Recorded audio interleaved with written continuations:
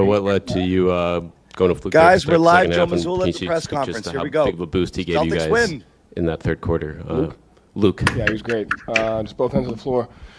Did a great job protecting the rim, did a great job defending without fouling, did a great job on both ends of the floor. So I just thought his presence was good, especially on the rebounding. Had 9 rebounds, 2 offensive ones. He made some big time plays for us.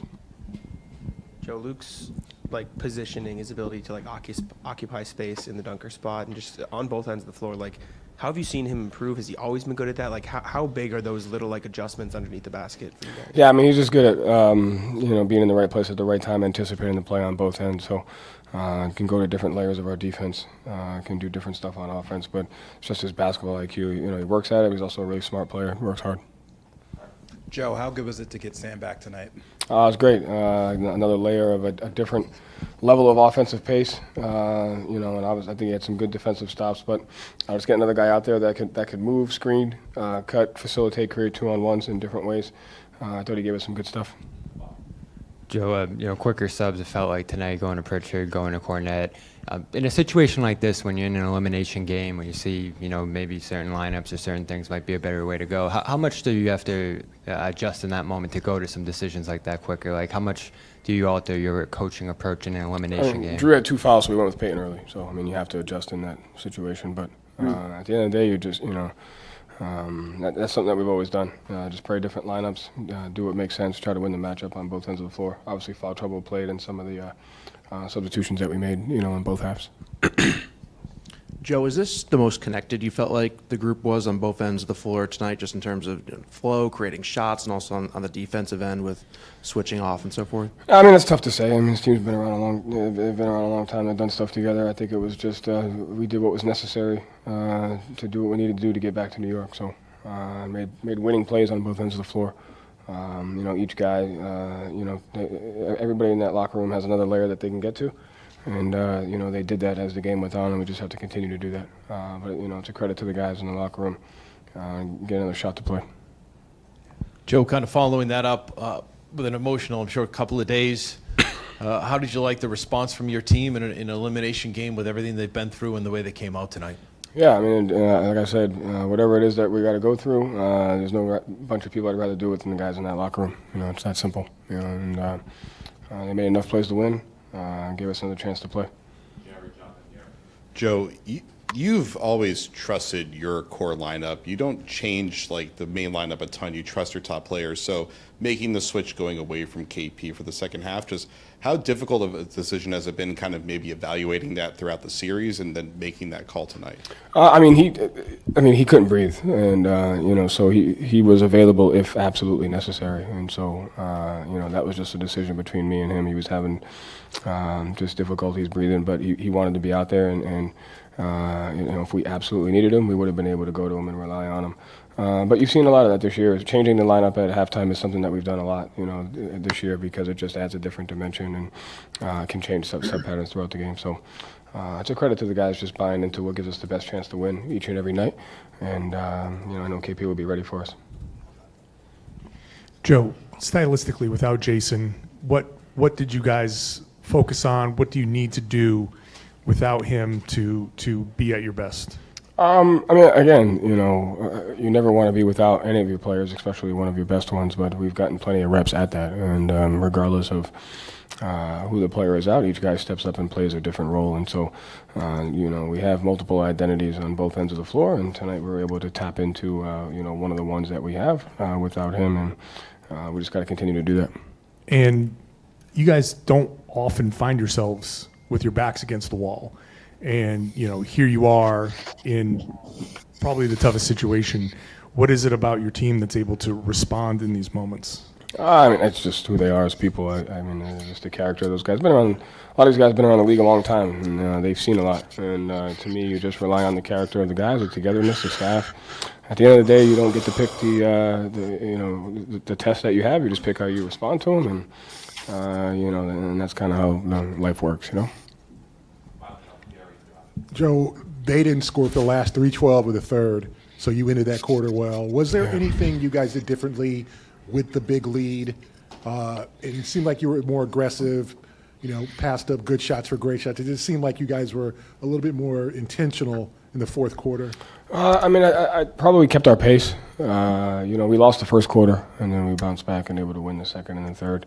To me, I think we just kind of kept the pressure on both ends of the floor. I think those plays that impact leads and impact winning, transition, leak out dunks, offensive rebound threes, the momentum plays, the things that can impact those, we minimize those tonight.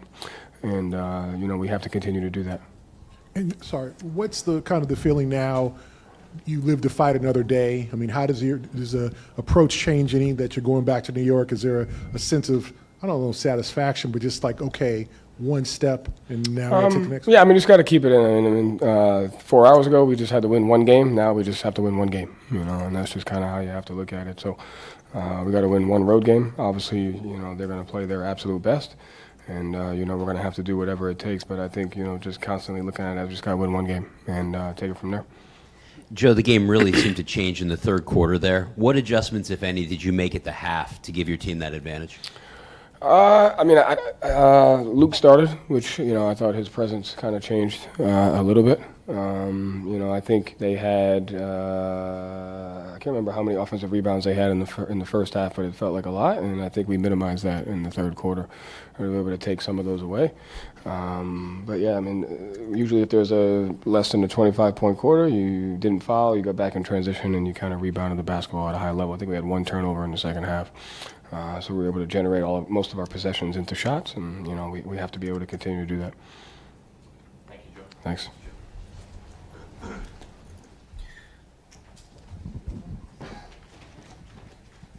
All right.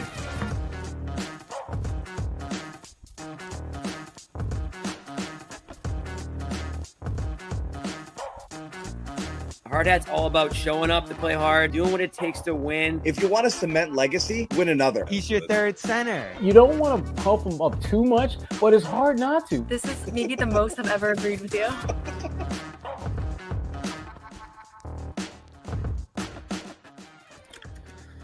All right.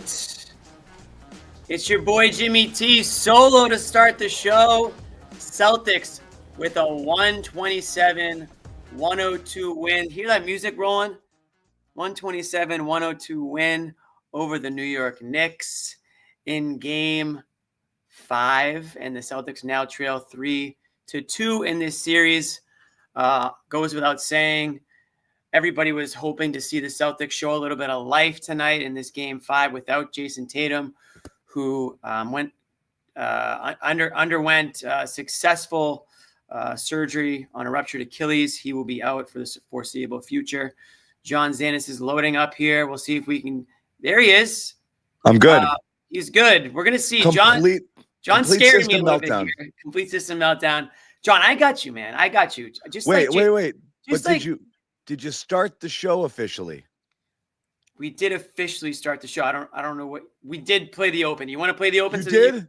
We did. No, yeah, of course we did. I just want to make sure we got it. We started the show. You know I'm an open guy. I'm all about openness here. I said, Bailey, hit me with the open. Not only did we start the show, we ran the music, John. We ran the music. Because the Celtics did what they had to do. And I'm wearing the hard hat for a reason. And I hope if anyone who bought a hard hat, and there's been hundreds, if not thousands of you who have, if it's not on tonight, it's never going to be on, because this is the absolute definition of a hard hat win. This is why we wear them. This is when there's Sherrod. This game was so exciting. Sherrod Blakely stayed all the way. Yes, I could not leave the building. In the building, Sherrod Blakely. Could not leave the building. Sherrod, any hard hats floating around? Because there should be. This was a game where the Celtics needed all hands on deck. They had to step up for their leader, Jason Tatum, who's watching at home, just like we are, just like I was, I should say. For all we know, Jason Tatum's watching the postgame show right now. Jimmy, I can't even lie. I could not take my eyes off of Luke freaking Cornet. Oh, there it is. My God. Everybody Luke drink. freaking Cornet. My goodness. Where the hell did that come from? Hey. Remember the Cornet contest and how we used to make fun of that? And how we were hoping that someday he might actually, try to block a shot? Sherrod, say it with me. He was Chip Solin. He's your first center. He's no longer my third center. He was that guy. Like, we didn't imagine it. That was his. That was Luke. That was Luke's contribution. Was jumping straight up and down from under the basket. Like that's what Luke used to do. Yeah. Oh my God. He was a freaking NBA basketball player tonight. Yeah. Absolutely. We'll talk more about that because I don't want to rain on Bobby's. No, Luke's the story. No. Market, It's not. baby. There's 2 stories of the game, and that's one of them. This isn't one of those shows we have to save Luke for later. And I missed a little bit of Joe because I was glitching out a little bit with the internet. But it's not just us. We said it on the show. Fans and viewers have said it in the chat. We didn't know what Joe was doing through 4 games in terms of some of his questionable decisions with his rotations and things. And just right out of the gate, the decision to start Porzingis with Tatum out was perplexing to me because double big has been brutal, statistically brutal all series long, all pairings actually. And Porzingis is awful. And he's been your worst big. Easily. He's the worst player in the league right now. Like, I'm sorry, like he's not a playable basketball player. He's not. He is not playable. I'm sorry, he's that not. Sounds so horrible, and yet it's so true. He is so true. not playable. And so last game, it didn't make sense. It didn't make sense in the first half. And then Luke's minutes were good. Then I tweeted it in the second half. I said, Cornet over Porzingis all day in the second half minutes better reflect that. And Joe saw it finally. But all the things we said, and I'm not like, oh, we're taking credit for it. Sometimes just this was necessity. You're down Jason Tatum. You've got to get funky. You knew Pritchard was going to play more. Pritchard played 39 minutes. We were demanding that last time because you need him. You need him to control the ball, to create offense, and do all of those things. But Luke completely flipped the game. He completely flipped this game from the rim protection with the 7 blocks, which is just absurd, to just smart plays, being in the right place at the right time, making the right reads all of the time, grabbing rebounds, also being smart. We used to kill Luke for tap outs. But sometimes he realized if I go straight up, Robinson's going to rip this thing. Sometimes he's like, if I go straight up, Robinson's going to rip this out of my hands. So I am going to tap it. And it worked a couple of times. Celtics grabbed a lot of those tipped rebounds all night long because they had to, because sometimes just going up and battling, they would just get killed. It didn't happen nearly as much. So Luke was everything there. I missed part of Joe. What did Joe say about Porzingis not playing in the second half? Honestly, I missed that part too. Even though I was sitting here for it, I didn't get that answer from Joe. I think that Bailey sent us a tweet though, John. It looks like Joe said he couldn't breathe. Post game, he couldn't breathe. He said couldn't breathe. There you go. So it was less recognizing that Cornet was better and more that Porzingis had to take himself out. Or had to be taken out because he couldn't. So they kind of lucked into this Luke game. A little troublesome. This wasn't a strategic move. This was like, oh shit, we don't have our guys. So Luke, I guess we got to play you. Okay. You know what though? Things. Go ahead, Jimmy. Seeing's believing. So maybe that's what it took for Joe. Maybe he had to. Maybe Porzingis had to be. Not breathing completely. Yeah, like maybe he needed a defibrillator for Joe to actually play Cornet tonight. And I got to echo what John said. I mean, Cornet brought the energy. And even though the Celtics, in bits and pieces throughout the series have shown life, there's been a lot of lackluster effort, sloppiness, slow, just uninspiring basketball. Luke Cornet absolutely brought it tonight. This was Luke's $20 million game. National TV, 7 blocks, jumping through the building, dunking it, grabbing boards, John going solo, all the things that goes into it's not what I wanted. A playoff. No, it's not what anybody wanted. That goes into a playoff win. Luke brought the noise tonight. He's barking into the crowd. The crowd's barking back. This is playoff basketball. This is exactly what you draw up when you think about, the intensity, a must-win game, the energy that you need to bring. Not just that, but the on-court stuff too. Looks like he's dialed in out there. And so Luke's definitely getting his flowers tonight, and of course Bobby's going to bring the noise. And he hasn't been able to say much about Luke throughout the entire playoffs, and that goes. But we've been clamoring for him. We this have series. been. We've been clamoring for any coaching decision at all. Last series he was unplayable, right? And we all saw it. And Bobby had to not take the L, but it was hard to lobby. It was hard to lobby for more Luke because it was ineffective. And then Porzingis died, and nobody expected that to happen. Stop breathing. He died. Yeah, he stopped breathing. No, Bobby was sitting in front of me this entire game, and I was shocked at the composure that he had. There was no fist Where were his pumping. hands? There was, they were on his keyboard. There's no cheering in the press box. Yeah. I was so proud of Bobby in that moment, though. I was so proud of him because this was if there was ever going to be a game where Bobby was going to lose his Luke Cornet-ass mind, this was going to be that game. So much respect to my guy Bobby. Much respect. Yeah. So look, I mean, there's two stories of the game tonight. One is obviously that. The second is, I mean, generally speaking, playing without Tatum and what that looks like. I had more than one person text me tonight saying things that we're not supposed to say in these chats, but like low key, read it. You can't.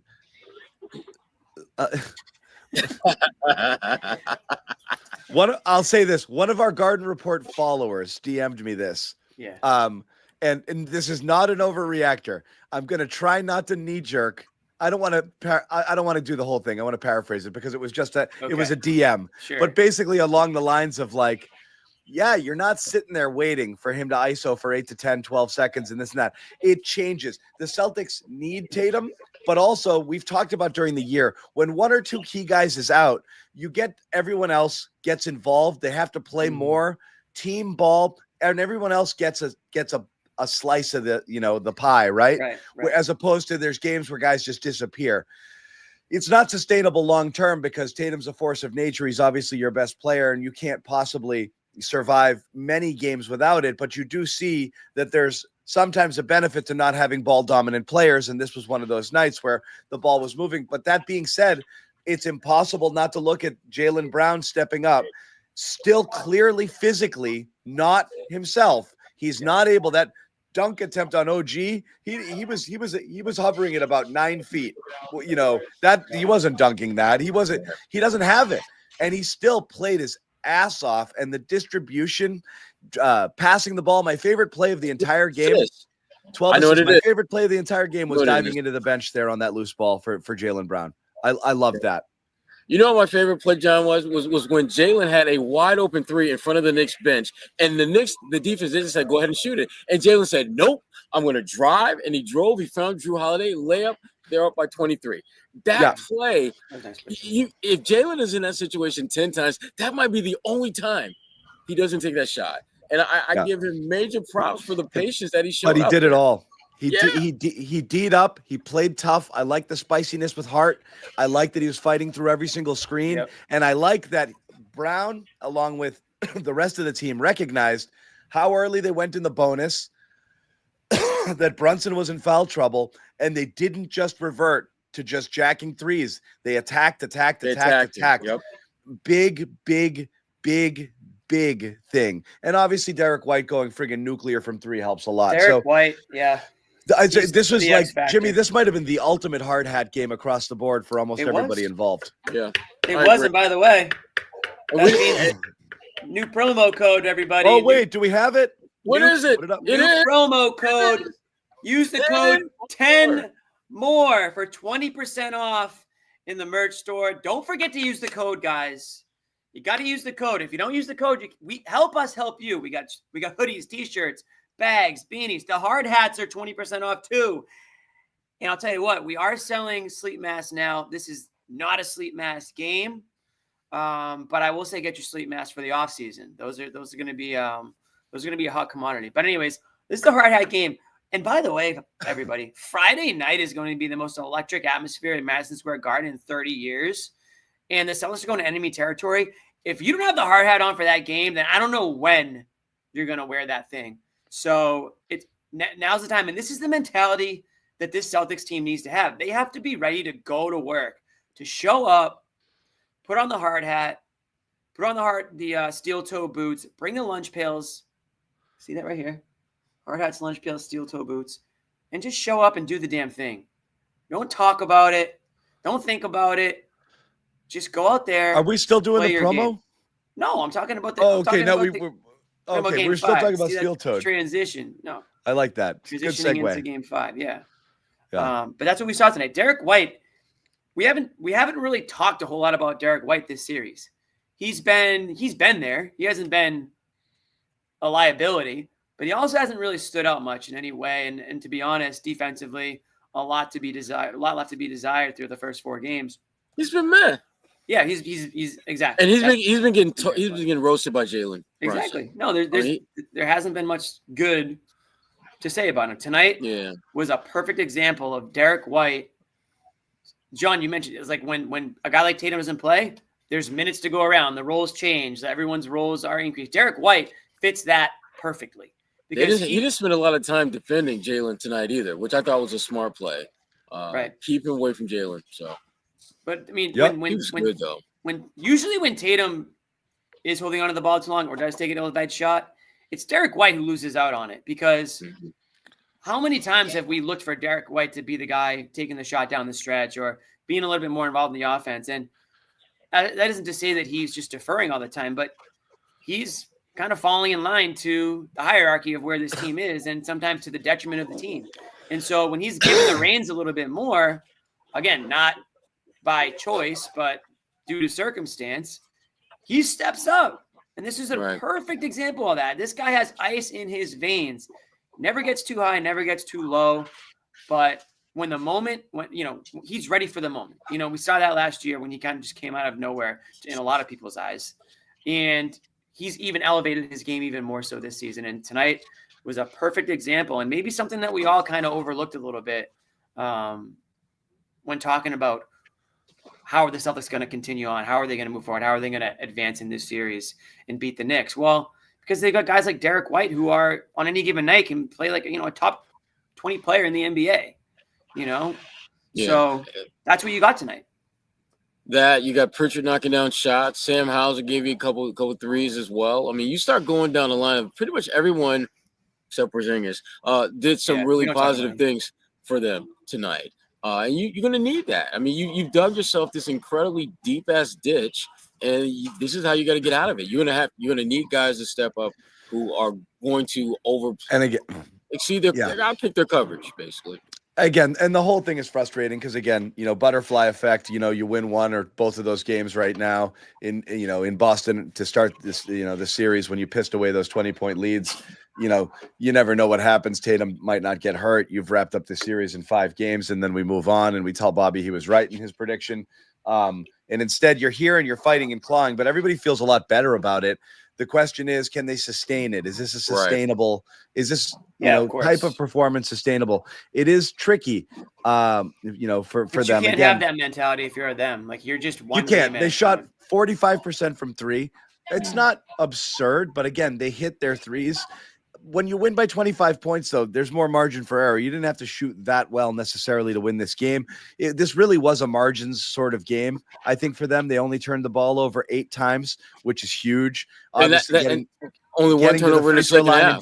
Getting those guys. You got the Knicks in foul trouble. You took Brunson out with 8 minutes left in the fourth. I mean, they had 4 fouls in the third period, in the third quarter. So, I mean, the Knicks. They beat themselves too. As badly as the Celtics beat themselves, the Knicks are just as capable of doing that. And I thought tonight was a good example of that for them. Yeah. A lot of dumb little fouls. And again, Celtics go up 20 something points again in a game against the Knicks. So it's old hat. And that's what I mean is like, this is what's frustrating is, again, this isn't like me homer, me pound my chest, but like all the Knicks fans who are in here taking victory laps, like you guys kind of suck. Right. And like, but I mean, you do. It's like I like elements of the Knicks team. I do. I actually like Cat. I find him funny, and I think he gets too much slander. He cracks me up, and Brunson's a dog. You love to have a guy like John on your team. Bridges has been playing his ass off. I like OG. I like a lot of the things there. I like him too. I mean, I picked him to win the East. This is the best you can do. I mean, no Tatum, no Porzingis, and you lose by 25 points is gross here. And you've been down. 14 points is the least you've been down. You've been down 20 points in every friggin' game in this series here. So again, Knicks are still probably going to win this series because the deck is stacked against the Celtics. They have to win 2 more, and you don't have Jason Tatum. And now it looks like you probably don't even have Porzingis at all. Seeing as how he was tonight. If Porzingis is out Friday, I don't think anyone's going to bat an eye. It's not, but each day you see him walk in and you're like, he looks okay. Maybe he's okay today. And then he gets on the floor. It's just no stamina. It's just like it's just like from full to empty in like 10 minutes. It's not even. It's instant. Right. Yeah. It's instant. It's instant. I don't even know if a day off, I don't even know if a game off is like, I don't even know if that matters. I just think like there's something else going on. Yeah. It's not like he's still tired from the game before. It's like, it just happens immediately. Yeah. So and unfortunately, he's not even playing in these games that much. He couldn't even be tired from these games. You know what I mean? Yeah. So, and there are margins. You play Cornet now, don't you? I mean, have we all seen enough that you go with Cornet? I think if you go single big, you go more 3-guard lineups, and you play Cornet. Like that's what I'd say. And Porzingis, I would go back to 10 minutes a game. I put him in your third center role at this point. You flip him with Luke. You bring him in just to spell 3-4 minutes. That's all it is. If he can, he should not be starting. He should not be starting. But I mean, I'm completely reversing now with Luke getting more minutes, or even starting with the double big, and Porzingis coming in simply as just a body. And I might consider Keita as well, because I think he might be able to give you more on the boards than Porzingis is able to give you. Porzingis did provide a little bit of a rim presence, but not enough of one to justify how bad he was all over the place. And offensively, he's a dead zero. I think Porzingis is been reduced to coming off the bench, giving you like 4 minutes in the second and 4 minutes like early in the fourth. Like, I don't know what else he can do. And like, again, zero offensively. Just, I don't know, be a body out there.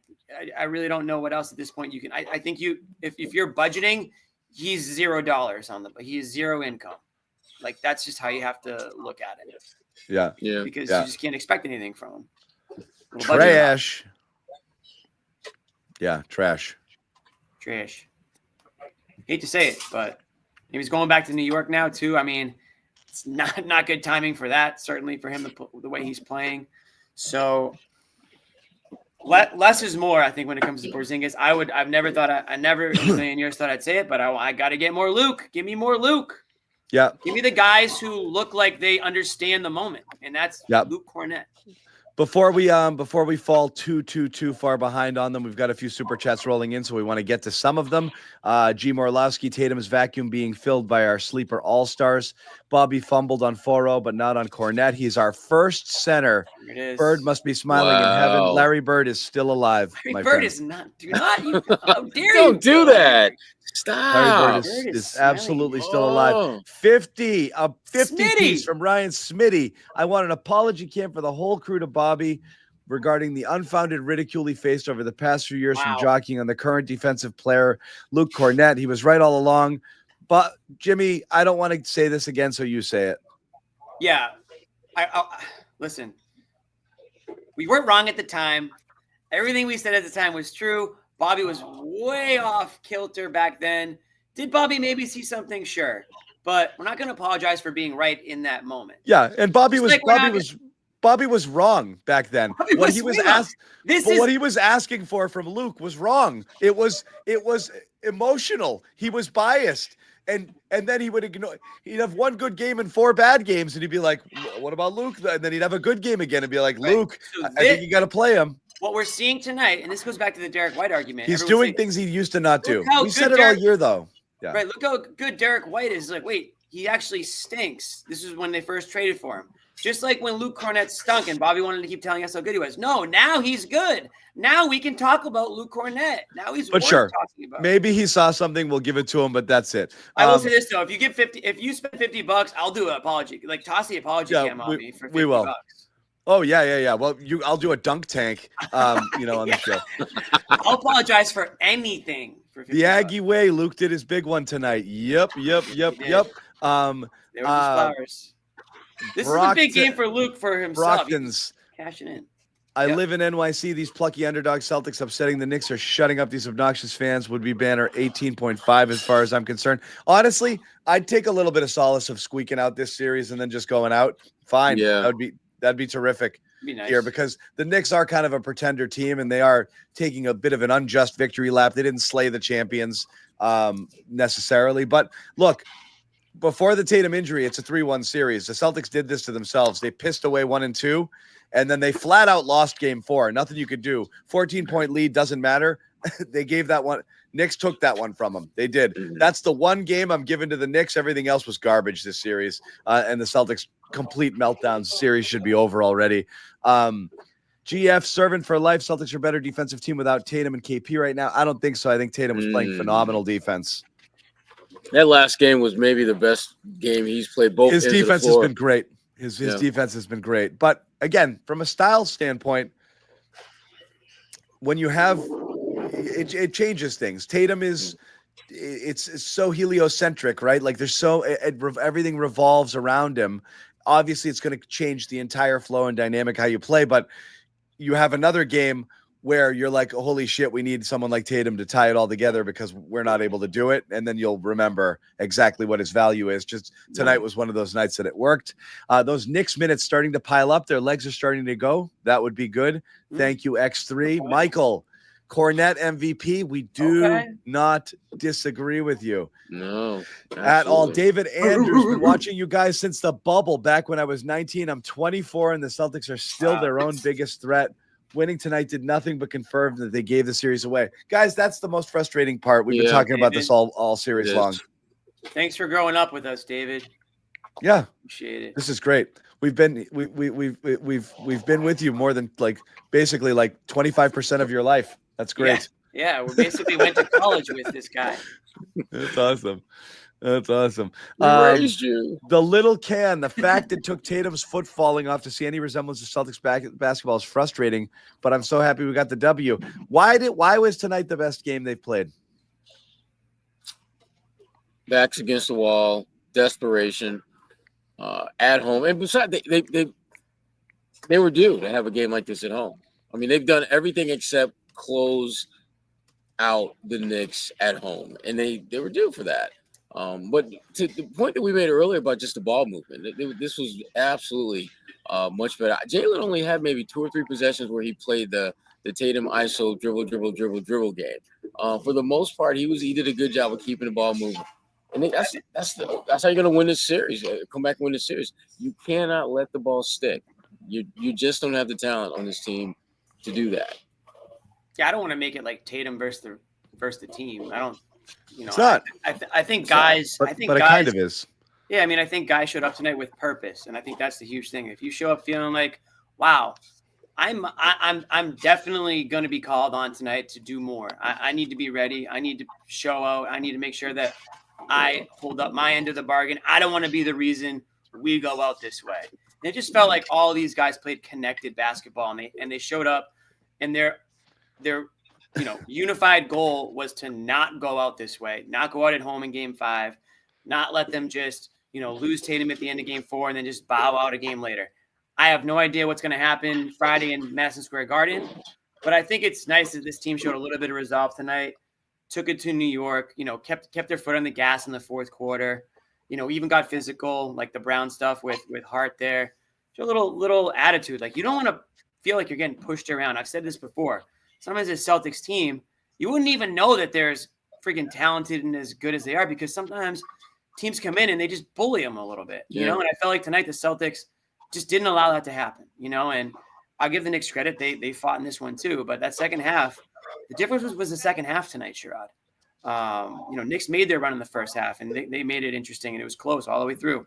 But the Celtics came out in that third quarter and they, kind of gave it to New York a little bit, and ran away with it there. So that was the biggest difference for me. Yeah, in the second half, they only turned the ball over twice, and neither one of those turnovers led to any points. So great ball control, not having those live ball turnovers, not having many turnovers in a general sense. And it gave them a chance to not only take control of this game, but not piss it away like we've seen them do previously. So, no, this was a good win. And again, it confirmed a lot of the stuff that we have seen with the Celtics all season long, which is part of the frustration I know a lot of their fans have right now, because it's like, fellas, what the F are you? This is what you should have been doing from the jump. Different kind of sense of urgency that they're certainly playing with now, obviously with the season on the line. You just wish they could have done that sooner. Otherwise, we'd be getting ready to at the Indy come here soon. Mm-hmm. John, you're muted. Yeah. Another key moment of the game was in that second quarter. Brown was on the bench to start that second quarter, and they went down, I think, 40-32, and then he came in. And I think they fell down as much as 9. That to me felt like, okay, they did the little engine that could thing at the beginning of the game. But these guys just don't have the horses, and here they go. And the Knicks were going to extend and build a double-digit lead, and then it'd be difficult to get back into it. When they got back into it and they kind of played them at a standstill, they went on a nice run there and went into the half, even. I thought that was critical there. Yeah. And then I think the Joe adjustment to switch to Luke really changed everything in the way that they just the type of basketball that they were playing in that third quarter was just friggin' unbelievable. And I can't remember ever seeing a player draw 5 fouls in a single quarter the way Brunson did, which is bizarre. But, them getting into that penalty early and getting all of those free throws and really just punishing New York, taking their best players out of the game and just limiting what they could do defensively. That was great. It was a masterclass. That third quarter is one of my favorite quarters that I can remember this year. It was unbelievable. Couple more super chats here. Anthony Landry, future of Boston Celtics, riding on the shoulders of a basketball god. And that basketball god is named Luke Cornet. Thanks, Anthony. Rodrigo Vieira, not dead yet. Celtics pride all-time high. Cornet, go. Look at these Luke chats. Here we go. Wow. Kylo, Luke Cornet turned into Dikembe. No. Your favorite Scorpio. I'm a Scorpio. KP touches the court. Another second. I am crashing out. Can we talk about the JB almost triple-double? Yeah, we did, but we'll continue to talk about Brown. And that was talking Jaylen Brown. Next. This was one of his better games after one of his worst games. So this was an incredible bounce back performance. Eric Johnson, can we get some Lukes in the chat? Luke. If you guys are coach, do you start Luke next game or start Pritchard? Yes. So I didn't want to do double big. I wanted to start Pritchard tonight, but I don't know. What do you guys think? I'm starting Pritchard. I like Luke coming in off the bench. It's a comfortable role that he's played. He's playing his best basketball in that role. I don't want to do anything that could potentially throw him off kilter as far as what he's doing, what he's comfortable with doing, and the role that he's playing for this team now. But wouldn't that throw Pritchard off a little bit? Because Pritchard's the one who's basically said, like, I love coming off the bench. And I mean, I think you rely more on his offense. So I'm more trying not to mess with Pritchard's flow of things because his shot's kind of falling a little bit now too. I just like the energy Luke has off the jump. I think he's like in on the joke. I think he gets it. Like he would, be pretty freaking hilarious to get Luke Cornet's name, introduced at MSG on Friday night. Like, let's go. Let's get the dogs barking at MSG. Like, I'm all for it. And again, that doesn't mean that he plays the whole quarter shot. It just means goes out there, gives him, right. Gives him some energy, makes a couple statement plays, maybe a block or two, and on with it. I just don't want Porzingis in the starting lineup. If Porzingis is in the starting lineup, I'm happy with it. Whether it's Pritchard, whether it's Cornet, those guys are both going to get minutes. Yeah, I think you have to save Porzingis from himself right now. I think he wants to be a warrior. He wants to go out there. He wants to help. But I almost think you have to just make the call for him and just say, it's not working right now. We appreciate it. And I do have to say this, guys, it's frustrating. It's baffling. It's upsetting. But why are we why the slander? He clearly wants to play and he clearly can't play. Like he's trying so hard he just can't. Like, yeah, it sucks. But I'm not calling him soft because he has some friggin' illness that Dr. House can't fucking diagnose, okay? Like, you can't, nobody knows what's going on. He's not doing well. Like, I don't understand being mad at him for it. I understand being frustrated that it happened. Anyway, a couple more. Just don't play. Don't play. Jake Wamala, Jaylen Brown controlled the pace. JB had a day. Yes, he did. 26, 8, 12 on 53% shooting. Slay J16. Porzingis should have been benched just like game 4. He's a liability. That open layup was really, really, really bad. No doubt about that. What about Hauser starting? Jake following up again. Defensively, our best game from start to finish. We can shoot 15% worse and still win. Jake bringing it again. He wants to be heard. Our best offense comes from our good defense, not a half-court set or after a Hack or Robinson dead ball. Couldn't agree more. Absolutely. Spot on. Yeah. Totally agree. Yep. And we'll throw in 2 more, and then we'll take a break here. Ace, trade Tatum, build around Brown. There's going to be a lot of flip-flopping on this. Mm-hmm.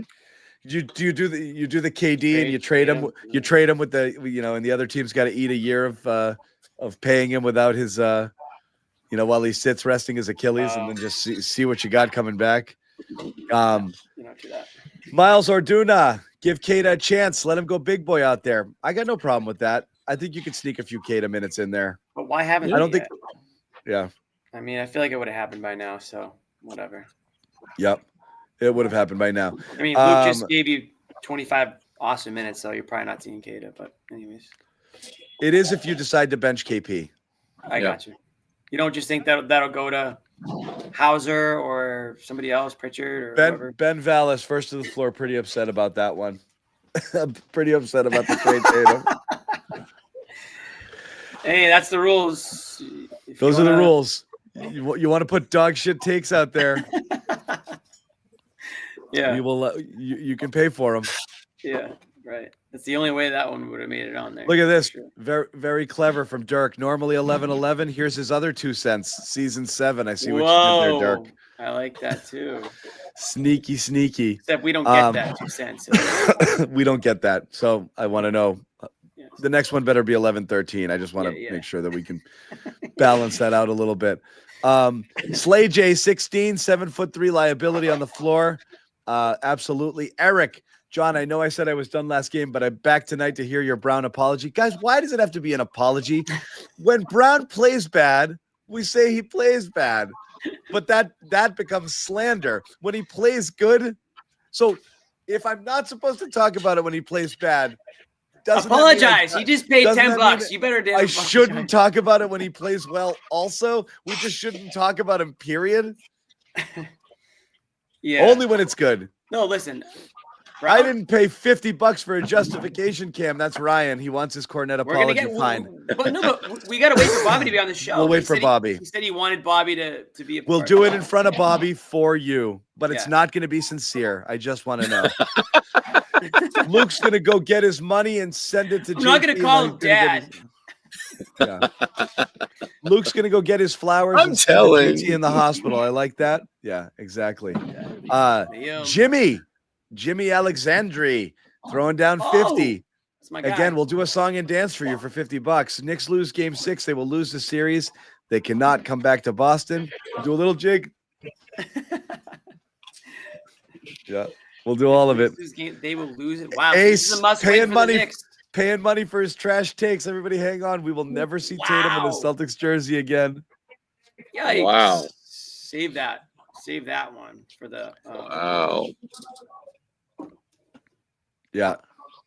Ice cold takes exposed. Yeah, I have a feeling we're going to see Tatum in a jersey again. We might even see, I don't know, John. There's been a lot of rumors floating around about the type of surgery that Tatum got, the timeline, the this, the that. Some people think there's a chance he could come back a lot sooner than the typical 9-month recovery. Believe that or not. So or not. Be careful about writing off next season or the next 2 seasons or the next whatever, because You just don't know all the details and everything that went on in that operating room. You just don't. What's it called again? It's like speedboat. Yeah. What is it called again? Speed bridges over Madison County. What's it called? Bobby had a doctor on his podcast last night, and they were not talking based on facts, but they were Speed bridge. They were discussing the possibility that Jason Tatum had the same surgery as Kevin Durant, which was called the speed bridge something or other, and that actually sped up the recovery timelines. A different type of surgery. I think it has to do with maybe how the Achilles, what type of shape it was in. I know that it was important for them to get the surgery done as soon as possible. So they know a lot more than we do, these doctors and Tatum, obviously. And I have a feeling that they're going to do everything they can to get Tatum out there as quickly as possible, but not in a way that he's not ready to be. I just feel like they took all the proper precautions and just don't write off next season completely. That's all I'm going to say. There's a lot of info floating around out there. You just got to look for it. There is. And again, yeah. Facts. Speed Bridge. We're making Speed Bridge t-shirts. Just going to say Speed Bridge. Ace needs to do an apology, Cam. Yeah, let's get Yeah. Ace, not his real name, definitely. So I'll ask you guys beforehand. And again, I liked so much about it, and I really did like defensively, what they did all night long. I thought the guards, who we beat up a good bit for their defense and letting those guys, particularly in the third quarter of Game 4, kind of get where they needed to go, stepped up big tonight. I thought they did a really good job making sure that they were passing off people, if they needed to, but they really stayed on them. They didn't give them a lot of space or a lot of room to operate. You didn't have as many of those freebies. You didn't have Bridges stepping into wide open 12 and 15 footers all night. I felt like they had to work a lot harder for a lot of their shots. They might have left Hart open a little bit too much for my liking from three. But other than that, that might be my one quibble defensively. I thought everything else was on point tonight. I thought Brown did a great job picking up Brunson, fighting through the screens, being physical, but not falling for that grift. It's a tough guy to play physically because he's always going to find a way to get that call on you, and it didn't happen. Yeah. I mean, this was a really just a high basketball IQ kind of game for the Celtics. They did a lot of things just really smart in how they approached the game, how they managed the game. They didn't freak out when it got up by 20 because usually that's like the alarm that says, "Oh, we're about to choke now." Yep. And that didn't happen. They were able to extend the lead. So, really. Wow. Sherrod, we're gonna be getting D White up here, so I'm just throwing it up there. Yep. He's gonna be coming to the podium. Yeah, the defense was. You sure about that? You sure about that? Are you sure about that? Yeah, I got everything, and we got sources. You got a bald head there. We got sources. Good source. There it is. There we go. There's another one. Looking like a monk there with all that black. Man. Derek, seeing Luke step up the way he did, I mean, he was barking at the crowd in the third quarter. Like, how hyped up did that get you guys? Like, just what did that mean to see that along with, like, the actual impact he made on changing that game? Yeah, he was unbelievable. He came in and just... Count him. Unbelievable. Seemed to be always in the right position, and 7 blocks is crazy, and he was unbelievable tonight and really stepped up when we needed him. So he's had a great season. And he's going to say career. Were you guys barking with him? Yeah, I was barking with him. It's just fun to see him do that. Derek, obviously, you guys lose Jason Tatum just the other night. How much of this win did it feel like it was emotional or kind of for him, or how much were you guys thinking about him as you were preparing, and then also just balancing the fact that you guys really need to win this game at the same time? Yeah, I mean, obviously, losing JT's tough, especially for how much work he puts into the game and works on his body and like everything he does to go out and compete every night. And so seeing him go down was tough, but We got a lot of guys out here that are highly competitive, and we didn't want our season to end tonight. So just going out there, competing. We said after Game 4, we just got won Game 5, and now we got to move on to try to find a way to win Game 6. Derrick, Jaylen said on Monday after the game that you guys still have enough in the locker room. I believe in my guys. We've just got to come out and be ready to fight. And then Joe pointed to his play tonight in the third quarter where he dives in front of your bench to keep the play alive. Just what did you see from him in terms of a leadership perspective tonight? Yeah, JV was unbelievable on both sides of the ball for the whole time he was out there. And, he took it on himself to get us going, and we just followed his lead. So great game for 48 minutes, and really carried us. Derrick, you had it going early. Those 4 threes that you hit in the first quarter, what was the ball feeling like as it went off your fingertips? I mean, it felt good. I got really good looks, especially to start the game, and so it's always nice to get those good looks and just shoot it with confidence. So shout out to my teammates for finding me, and just got to rise up there and knock them down. Derrick, you guys have bounced back from a lot of different things over the last several years. What was this like for you guys as a group, losing Tatum, as you mentioned, but just trying to respond and also fight back and get back into this series? Yeah, like I said, we got a lot of people that highly competitive, and we got a lot of talent in that locker room. So seeing our brother go down was tough, and he texted us today before the game like he's cheering us on. So that was cool to hear, and go out there and compete and win a game. Kind of following up on that, it seems like this group kind of responds in these types of moments where you have your back against the wall, things are tough. And Joe also mentioned having multiple identities. What was the identity we saw tonight in your view, and why do you guys respond so well in these types of moments? Our back's against the wall. It's win or go home at this moment, so none of us want to go home. And so we understand that it's only going to get tougher. We haven't done anything yet. Just got to find a way to go to New York and win a game. Derrick, Jason goes down. All of the talk out on the outside is very final. It's talking about it like the season was over, talking about moves that are going to be made over the summer while there was still a game to be played. Did you guys hear the tone of that talk? Did it resonate? Did you guys get upset about the way you guys were being discussed? No, I didn't hear nothing. There's always talk. The good talk, the bad talk. I try to just block it all out. And, we came in yesterday, watched film, and kind of looked each other in the eye as ready to go. We got a lot of guys that have won a lot of games at a high level, and obviously there's no replacing JT and what he does for us, but we believe in the guys we got. Along those lines, no replacing JT, but that means you have to play a little bit different. Maybe you rely on him, and there's some standing and watching, like as he's making a play. Do you guys feel like you need to play a little bit differently, a different identity to win the games without him? Obviously. It's not like someone can step in and do what JT does at the level that he does it. So gonna have to play a little differently and just find ways to create offense, to rebound. Just everything he does on the court, like everybody's got to step up, and so we did that tonight, and got to find a way to win Game 6.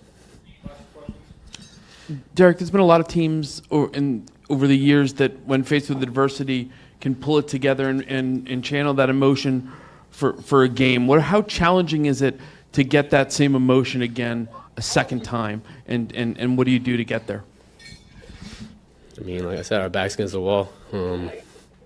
We understand that it's just going to get more difficult, and I think they're thinking we got to play better, and they'll make adjustments, and we got to make adjustments back. So,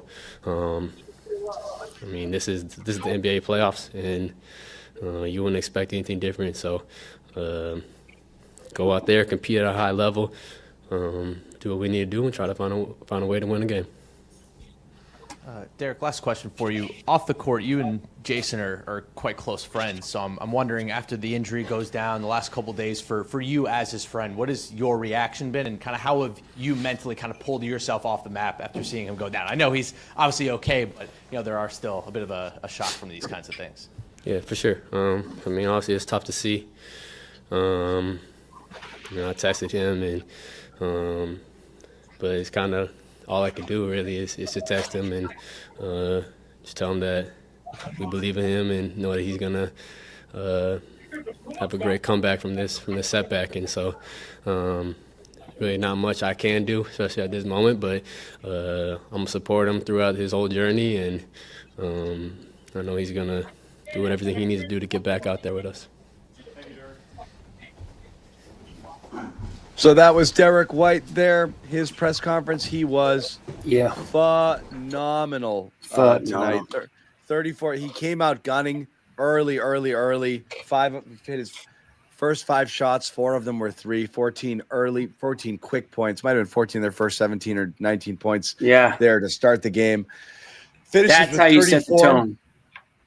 Yeah, finishes with 34, 7 3-pointers in 39 minutes. Outstanding defense again after kind of a shaky game overall, or at least a shaky second half from that unit last time. So Derrick White certainly gets a gold star on his resume tonight. We're going to hear from Bobby and Noah in a little bit. We'll throw up a couple more super chats so we don't get too bogged down. Love it. When those guys come in here. Let's see what we got. Ryan coming back in. I want to shout out Jaylen Brown, visibly not himself, making impact with his effort, determination. I thought this was his most focused start to finish game of probably this round. I don't know. I want to say the entire playoffs. I'm trying to think back, but you could tell there was purpose in what Brown did. Some of it is just simply just staying locked for longer. Some of the stuff with Brown is falling asleep on a back door or miscommunicating on an assignment, being a teeny bit too loose with it. And again, he's Jaylen Brown. It's a roller coaster. He a few times he tried to get to the basket going left, and that ball slipping out, and he's lucky it didn't turn over, and he's catching his own stuff, and he's resetting the offense, and he's doing those things. So that's going to come with it. There's certain things there. But overall, a more patient game from him offensively. His playmaking, he kicked it up a huge notch because he knew he had to play a little bit of the point forward role tonight. So he had the ball in his hands more, and he made good choices all night long. And then just again, I friggin' love the defense. I can tell what Jaylen Brown is locked in defensively, just simply how he is reacting to screens. When he wants a guy and he wants the assignment, he's fighting through every single screen, recovering quickly, getting on his guy, hounding them like crazy, picking them up early. When he's a little disengaged, there's a little bit of easy switching and pointing and stuff like that. And you do see that sometimes. This wasn't one of those nights. He was definitely locked in the whole time. And, the shot fell too, which is nice. He hit his 3-pointers. He didn't use too many of them. But I thought, like I said, you could tell he came in tonight with an idea that I don't want us to go out like that. Mm-hmm. I love that. I do too. I mean, honestly, we get a lot of crap when we give Jaylen Brown crap, but I think if you roll the tapes, we are very fair to Jaylen Brown. When he shows out and he plays the way that we know he's capable of playing, he gets all the credit in the world on this show. It's really, that's as simple as that. And tonight was John, you said it. I mean, this was an all-out effort performance. Again, this, he gets Jaylen Brown's getting the honorary hard hat tonight. And that doesn't mean he was the only guy who showed up. Luke did, Derrick White did, and everything. But we know that Jaylen Brown's also dealing with injuries. He doesn't he's not himself. He doesn't like to talk about it a lot. That he just kind of says it is what it is and moves on. Obviously, he's not dealing with what? No, go ahead. I want to show you guys something. Obviously, the Tatum injury is, the one that everyone's going to talk about, and Hauser missed time with his injury, but Jaylen Brown's fighting through injuries. Oh, look what made it to the TD Garden tonight. That's our live shot. That's our live shot location right now. Look what made it to. That explains the performance of this Celtics team. The hard hat was in the building. There you Hard hat go. mentality was in the building. There you Explains a lot. go. And that's probably what sparked Derrick White in this game. It's probably what allowed Jaylen Brown. Yeah. Again, he's playing through the injuries. He's not missing time like Hauser. He's not obviously, like Porzingis. It's very obvious, that there's something going on with Porzingis. We see the issue with Jaylen Brown, but we don't know how much pain he's playing through right now. We don't really know how hindered he is. Obviously, we can see to some level, but a gutsy performance from him tonight. 26, 8, and 12, efficient from the field, 3 of 5 from 3. I'll take that any night of the week. And the most important stat, probably those 2 turnovers, because that's the frustrating part of Jaylen Brown's game is when he gets a little bit careless with the ball in his hands and kind of makes some stupid decisions out there on the court. But not the case tonight. And again, he's one of the – if the Celtics are going to go anywhere this year or next, Jaylen Brown's going to have to be putting together games like this on a pretty much regular basis. Yeah. And that's is it going to happen night in, night up? That's what an alpha does. That's what a number one guy does. He puts together these types of stat lines every game. Yep. No doubt. He was awesome tonight. Throwing a couple more. JB and Luke Hustle dives. Hustle has been missing this series. I don't disagree. I had a couple of moments earlier in the series. I got really upset. There was one series where, they all let, those back-to-back plays, they let an offensive rebound fall on the ground and everybody's just staring and nobody goes for it. Just not enough going after the ball. Tatum didn't dive for a loose ball and OG did. So there's some times where the Knicks were winning those plays, which is frustrating.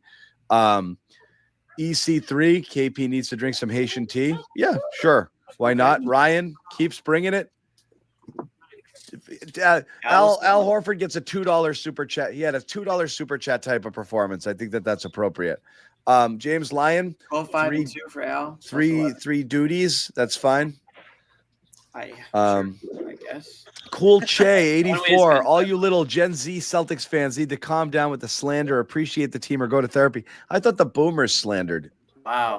I thought we were therapy for Yeah. Ian Rice, just saying hi. Thank you very much, Ian. Thanks, Ian. Slay J, you should charge more for trash takes. You're right. If you want to make a trash Tatum take is a $20 minimum from here on out. Jake coming back in. How about Drew tonight?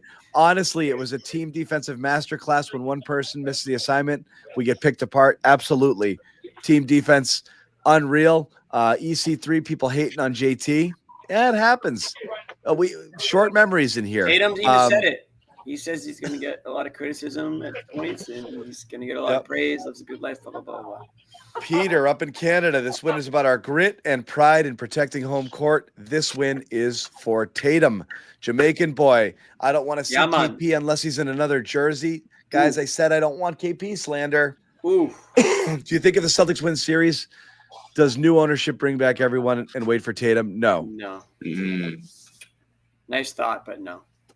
Trade KP and Drew for Naz Reid. I don't know how that works. Also, you can't stack people and stack salaries in a trade. Naz Reid, and they make way more than Naz Reid combined. So that would be challenging. Mario Ez or EZ start Cornet.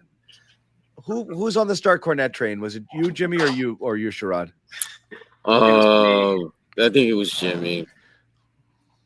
But again, I'm more just sit Porzingis. I would be fine starting Cornet. I'd be fine starting Hauser. Honestly, I wouldn't. Just give him why, Sherrod? Because because Hauser needs to get hot, and if you get him in the game early and he sees a couple go down early, that's a huge weapon for you the rest of the game. If he doesn't, okay, no harm, no foul. Get him out of the game, and you put Porzingis and Pritchard in. They come off the bench like they typically do. But maybe you get Hauser going early with the starters, and he gets a couple open looks, and he sees a couple go down. I don't know. I don't hate it. I mean, it's not like he's out of place in the starting lineup there. So yeah, I mean, it's more keeping the other guys in their roles. You can take Hauser out of his role. Anyone but KP. Big deal. Yeah, pretty much. But KP. Pretty much. John, trade Brown Zannis. Just kidding. You guys are masterclass. Thank you. Thank you, cool, genuine Phil. Kathleen Bazazi. Great name. Bazazi. Thank you, Bobby. Thank you, Bobby. What is okay? For the Luke stuff, I'm sure. Sure. Ryan jumping back in with another 5. If this team has good showing, forcing a Game 7 or better, do you think there's a chance we run it back, waiting for playoff Tatum return? So I was thinking about this today, right? Because let me circle back to that because I want to give someone else one. And we don't know if it's bass rock or bass rock, and that's fine. Come on, John. Let's be honest. You and Jeff Goodman are one step in and out to trade Jaylen at least once a week.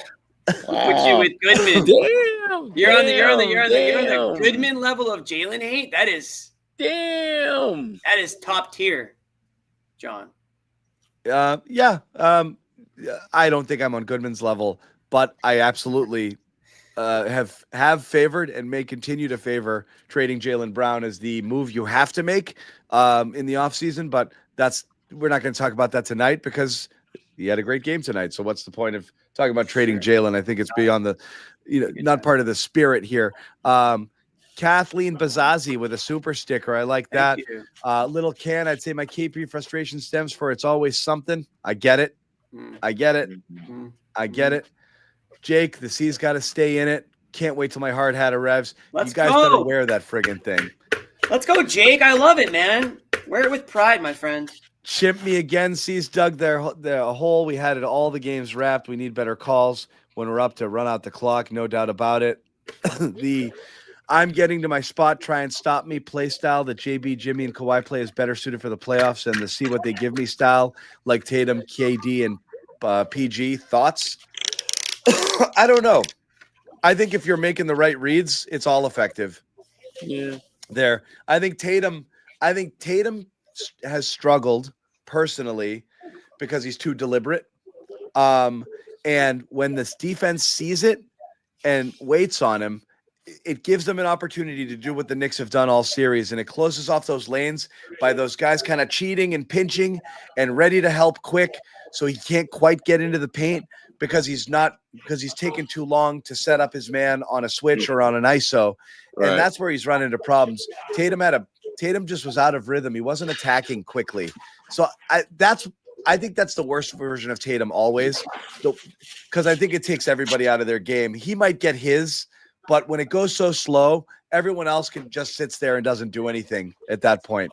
And then it keeps them out of transition, definitely slows down the pace, and sometimes doesn't result in the best quality shots. So that's always the frustration with him, sometimes just holding the ball a little bit too long. I think it's always much better when he's moving it quick. Sure, but I don't know about style. Maybe he can't right now. Maybe that's kind of part of it. Right now he can't. Right now he can't because he looks like this. Right. That's a big cast. That's a speed big bridge surgery. Couple more super chats. Mr. Talk Heavy, Brunston playstyle. If you watch Luka, you can't show your hands defending them. He loves to foul bait and flops a lot. You saw that with Brown too. Brown's playing Brunson like this all night. Just bump, just waves just crashing off you, but he was really good about consistently moving his feet, staying in front of him, but not the hands at all. I thought he did an awesome job with that. Throwing this one up, Hamed starting Hauser will make them target him defensively. I think, Jimmy, that's always the key. Remember, he didn't play at all to start this I remember. I know. Thing before he hurt himself. Really, really limited. So, I mean, there's something Joe doesn't like there. But I think, listen, I thought we got past them being able to target Hauser. Hauser kind of held his own as a defender. He's not like a complete black hole out there. So I don't know about that. I get the point. And throwing this one up here because this is good for discussion. I want your thoughts. I was thinking about this during the game. Last game, we were so quick to say, blow it up. Next year is lost and X, Y, and Z. And then you remember that, like, they're pretty good and they've beaten teams shorthanded a lot. And then you saw their record without Tatum. And you're thinking, like, well, if Tatum had a type of surgery that could get him back, do you really need to throw next season away? And does that change your approach?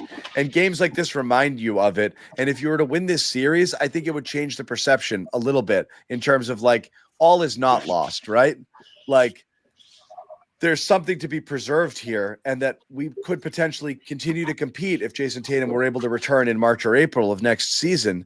It's not beyond the realm of possibility. I don't know if they'll necessarily do that, but what do you guys think? Does it change things does it change the offseason thinking if they're able to survive this series and think that like, oh, maybe we hold?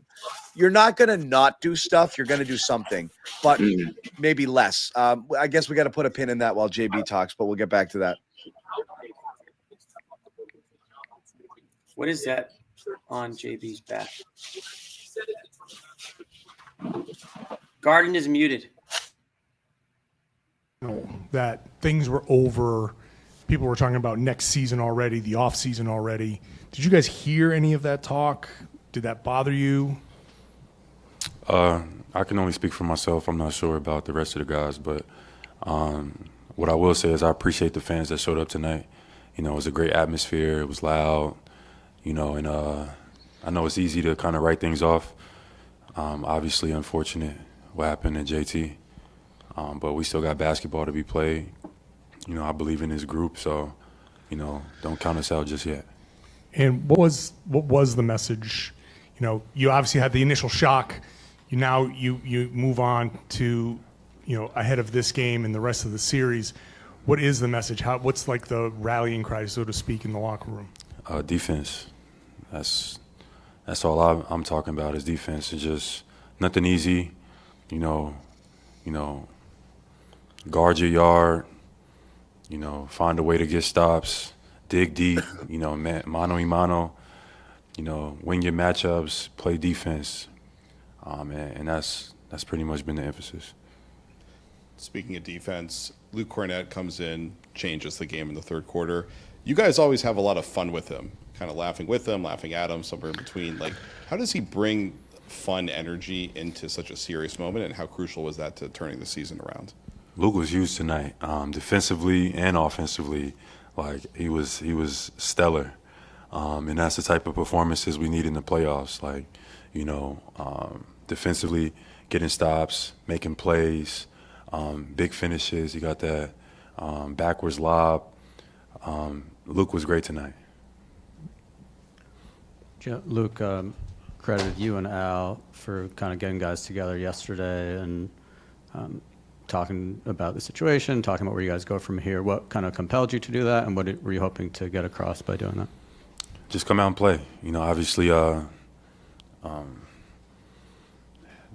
air kind of left the room after hearing the news with JT.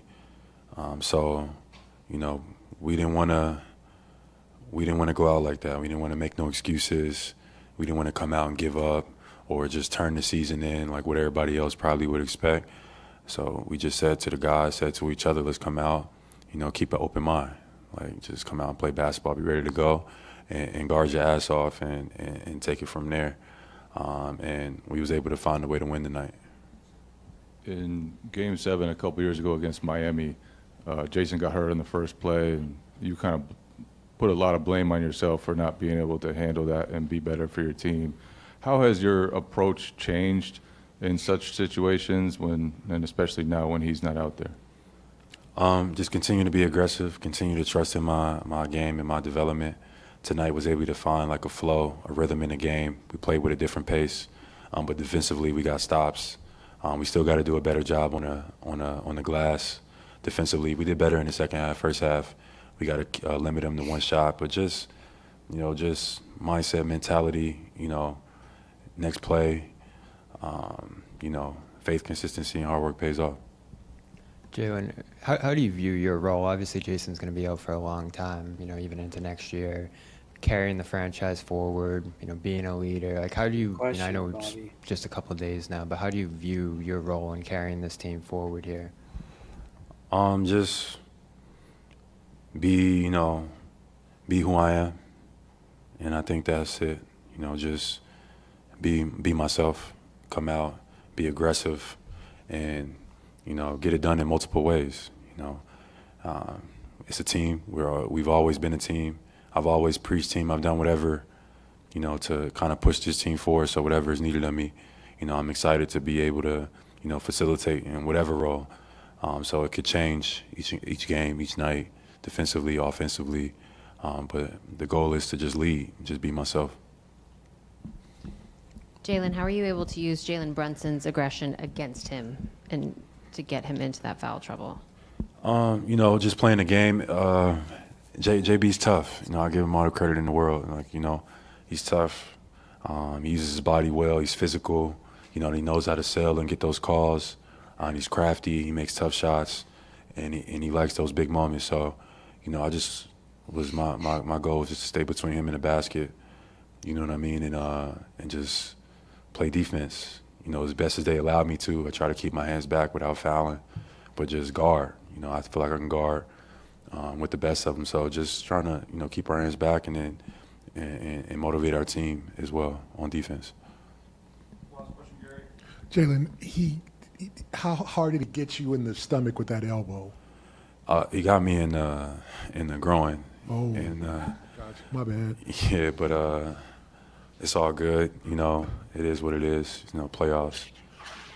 And there was one play where in the fourth quarter, you guys, like 7 minutes left, you passed up an open three. Gary.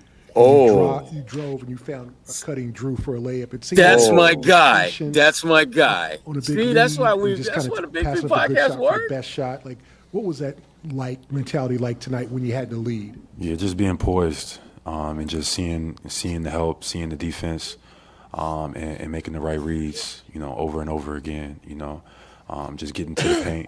Like what I like to do. They were collapsing. Our guys was moving.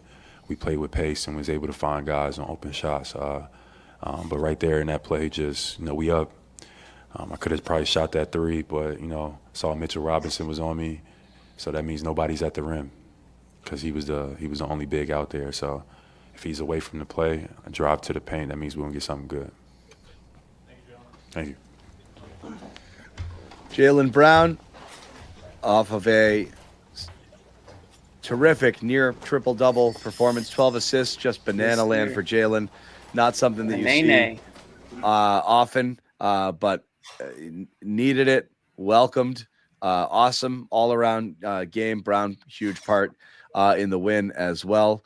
Couple more super chats here. Yeah. Look at this. I didn't even notice this. TD Garden earlier today tweeted out a picture. And look what's on it. Yeah. The hard hat itself. It says for Tatum, for Boston, it's now or never. And you know what? Well said. And look at that guy. That could be you guys at home. That guy's awesome. That guy is awesome. He's got the chain too. He's repping. That guy's awesome. Well, yeah. We'll Shout out TD Garden. They know what's We're up. gonna hear from Luke in a minute, but we're gonna wait for Bobby on that stuff. Here as well. A couple more super chats. Aggie Way, we love you, JB. Absolutely. Jason Tatum, 12 assists from JB is not real life. Yeah, what's his career insane high? number. It'll be up there. I don't know. Insane though. Insane number.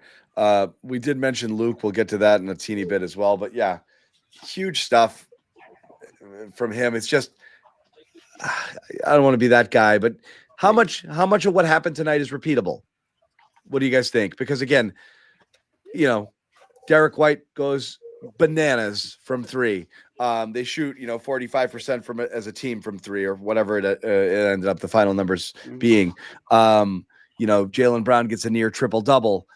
You get guys in foul trouble. And again, all of these are contributed to a blowout win. It's not like you needed all of these things to happen to squeak by, but how much of what happened tonight is sustainable, or were they riding an energy high and the Knicks were maybe a little bit like, we got this in the bag, it can happen. What can they come back out and do it again? Yeah. Because I think most of the stuff that they did it's not like, other than Luke, that might be the only one who played a little bit above their heads a little bit, but pretty much everything else is stuff that we've seen these guys do time and time again. We've seen Derrick White have games like this. We've seen him go through stretches, 3, 4, 5 game stretches where he's literally the best shot maker on the floor.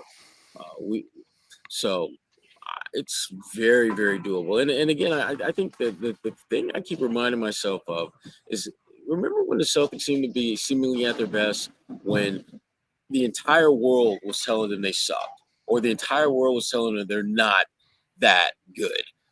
They're in that mode right now because people are looking at them like, how the hell did you allow yourself to get in this situation? So now they got to show and prove. And this was the first step in that. I do think a lot of it is repeatable. but I don't think you're gonna. I think if there would be more of a redistribution of the greatness. Like Luke was great tonight, but Game 6, I think it might be. It could be Drew Holiday. It could be Sam. Pritchard. Could be Pritchard, right?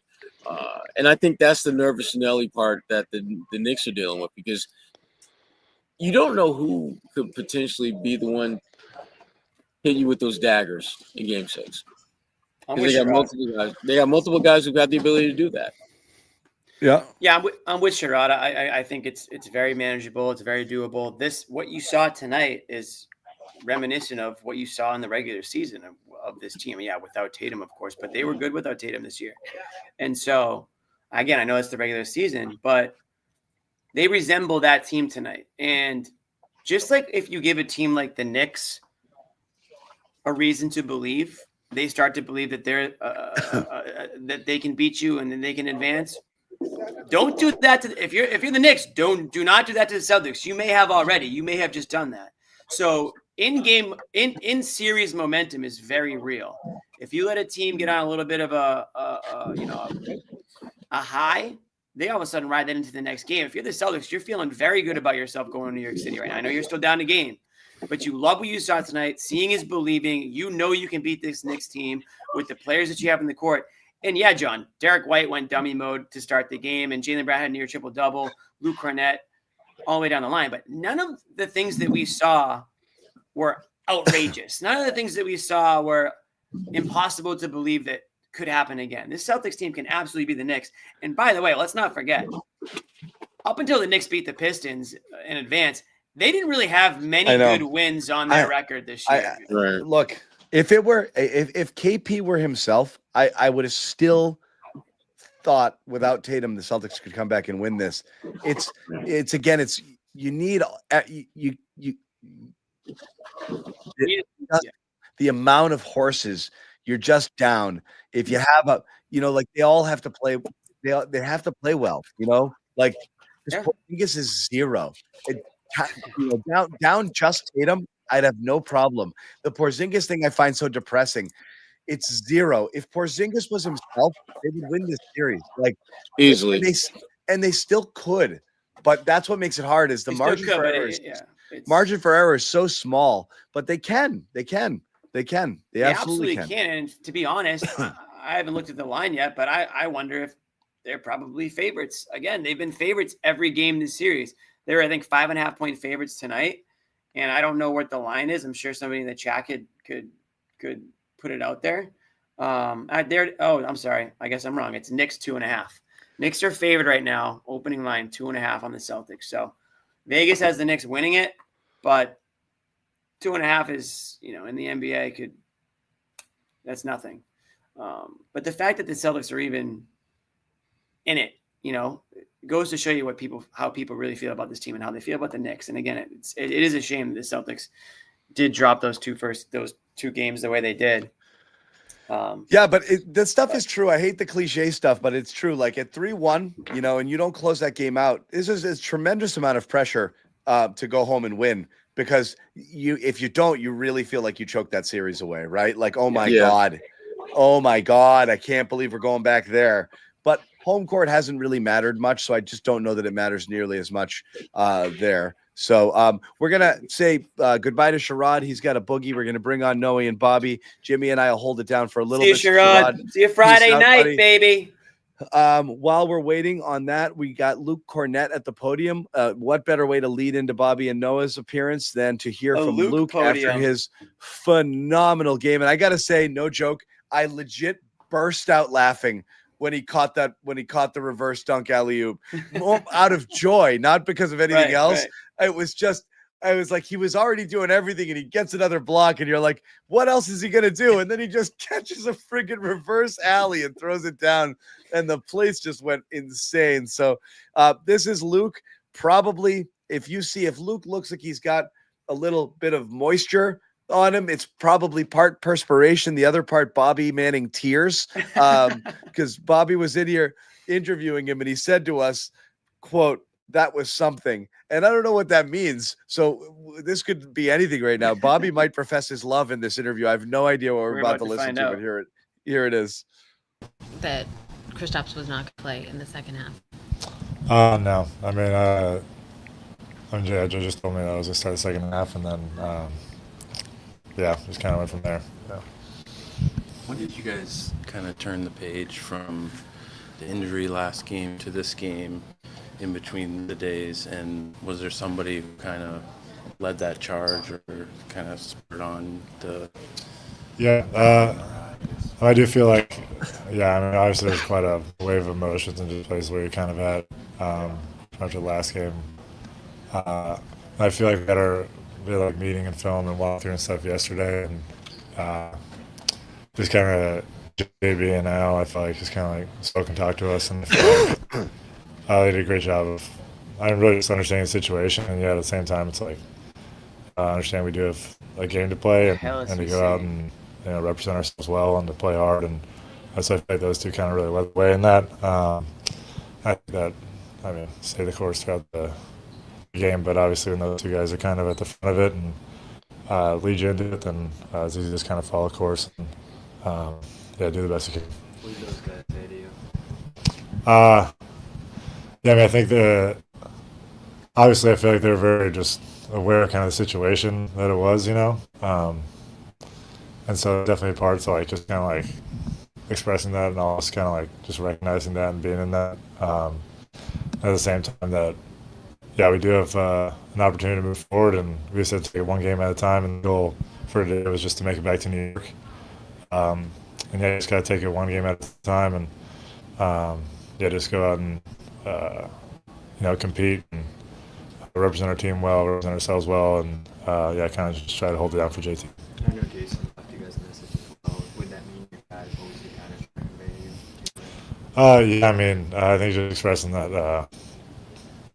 Obviously, he's on his path towards recovering and stuff like that, and then just kind of encouraging us to go out and keep doing the job, keep trying to accomplish the goal, and it's obviously a situation that none of us hope to be in, but I think Joe kind of throughout the years been stressing just kind of the message of you just have to love the situation that you're in, and you can't really control that, but you can't just control how you respond to it, and kind of that's whatever the situation is that presents itself is the exact situation that we're meant to be in and that we need. And so, I think when you just accept that and then just choose how you're going to respond, that's the one thing you can do about it, and the one thing you can, kind of operate in life. How were you able to respond with a career high 7 blocks, 5 in the third quarter? I feel like it was just trying to make plays. Obviously, our season's on the line, so trying to have just a lot of energy and make plays. I feel like, it was everybody. I feel like everybody stepped up, and we were very connected and very just aggressive and forceful, and obviously did our job for the day. And we have to go out and do it again, and it'll require different things on Friday, but just kind of keep that same mentality and just do whatever it takes. If your role going forward is to start, how would you accept that? It's kind of have been throughout this year and throughout my time at Celtics and throughout my career, just whatever coach asks me to do, I'm just there to do it. And so, like I said, throughout, it's just whether I'm starting or coming off the bench or not playing at all, that kind of comes with the responsibility that is, and you just have to do the best job with, whatever position that you're put in. And that's what we're always trying to do as a team. So what does it mean to you personally to, impact a do-or-die playoff game like you did tonight? I'm very grateful just to be able to have the opportunity to play and obviously to make a big impact. And I feel like, honestly, just the connection that we had, I feel like as a team and with all the teammates and in the situation that we're in, I feel like it's just really special to be a part of. When you're doing it, you're just kind of lost in it. But it was obviously a lot of fun to have the night that was tonight, and you have to be able to just do whatever the part calls for the next time. Were you surprised to be asked to do the interview after the third quarter for the top? I guess I do we kind of went on a run and stuff, and so when that happened, I was like, oh, okay, sure, but you just sort of take it. I unfortunately was a little tired and didn't have my usual wit and charm, so that was. I think I remember Blake doing a little segment on something about that, but I didn't really have my best showing. Can you get into rhythm as a shot blocker, and what do you think in that third quarter for you in particular was making you so effective? I mean, sometimes it's weird where it feels like the plays kind of line up. It's hard to really say anything other than like you're just kind of reacting to what's happening. I feel like, just being in the right spots and trying to be aggressive and, sometimes it sort of feels that kind of way. Although it's like it's weird to say if that's actually real, if it just quantifies. Or, there's the old hot hand fallacy. I don't know if that applies to blocking shots. Someone can do the research. Yeah. Are you a believer in the hot hand? I'm a believer in the hot hand. Yeah, this is the thing. If we have to look at the data, anyone who's making shots sometimes wouldn't say that they have the hot hand, even if they made a couple. But then there's some times where you made a couple and you know it. But then you take bad shots. And you still make them sometimes. I don't know. That's getting into weeds. Does the same thing apply if you're like seeing the ball well for the blocks? However you want to describe it? I feel like the thing that you do feel in that is when you're just kind of like lost in the moment and you're like not really second guessing or doubting anything. You're just sort of reacting and playing. So I feel like that's kind of the similarity of just like I feel like guys are feeling good when it comes to shooting. It's like you're kind of subconscious to it all. Do you feel like the barking is catching on? There is a good amount of barking today. Yeah. Shout out to D White because he fostered me into joining back because I was a little, just trying to live in the moment and survive in the moment. Where'd Luke go? But the barking had got on. So shout out to the barking. I lost Luke, but that's okay. The barking. There he is. And I was like, I need to, Sunday bark. Anything else for Luke? Yeah. All right. Luke barked. What I will say is, and I swear to God, I was while Luke was talking, I was watching Bob. Look at Noah. That looks so natural. There you go. See, guys. We love how Jimmy, do you have yours on? Yes, I do. No, give me one of these. There you go. I like it. You probably didn't even feel anything. It does feel right? natural. It does feel natural. Yeah. Oh, it is. It is. We love the hard hat. And honestly, Noah, Bobby, you guys can lead us off, but like hard hat performance tonight, would you say? Yeah. Absolutely. Isn't every playoff win a hard hat game, you said? Every playoff win, the hard hat goes on, but some games really embody what it means to put the hard you hat save on. your season. Absolutely. And Luke Cornet saved their season. There it is. There it is. What can you say? 14 seconds in, John. What was the over-under? I don't know. It wasn't going to take long. I'm surprised it took that long, only because of the hard hat thing. Yeah, I would have that's already true. been into it. No, I Bobby. had a couple more hard hat jokes, but I knew you wanted to get into it, so. Well, you can get to those later. This was magical. I mean, for someone like me, who's just fully invested in this player, believed in him, pushed for more minutes, more opportunity from him. This was magical. I mean, this whole zoom in on it. I was here. I think it was the 22-23 season. Me and Joe Sway were doing a hit after the game, and I was, Luke had made that big play during the game, and you could hear Luke in the crowd, and I was like, Joe Sway, do you hear the Luke? He was like, I think you were just hearing things, Bobby, and I was like, no, you could hear it. This whole stadium, which was the best crowd of the year, as I'm sure you can agree, Noah. This place was top to bottom, Luke, every time he made a big play. And he was dominating this game. He was taking over. He was one of the more impactful guys on the floor. And the thought popped in my mind, and we can get to more big picture stuff way later, but beyond all the great stuff he did here and what he's going to have to continue to do in this series, I'm starting to imagine this guy starting for this team next year. And I'm getting really excited about it. I bet you are. The stuff he can do out there on both ends now. It's amazing. And we lost Noah. Sorry, Noah.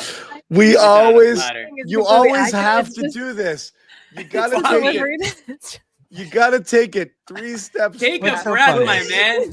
We're all here. Amit, get Bobby a glass of water. We're all here ready to do nothing but gush about Luke's performance, and you gotta just take it. Now you're going to make me have a conversation with you about how starting at center next year. A healthy Kristaps Porzingis. We're not talking about it. Not yet. We have all off season.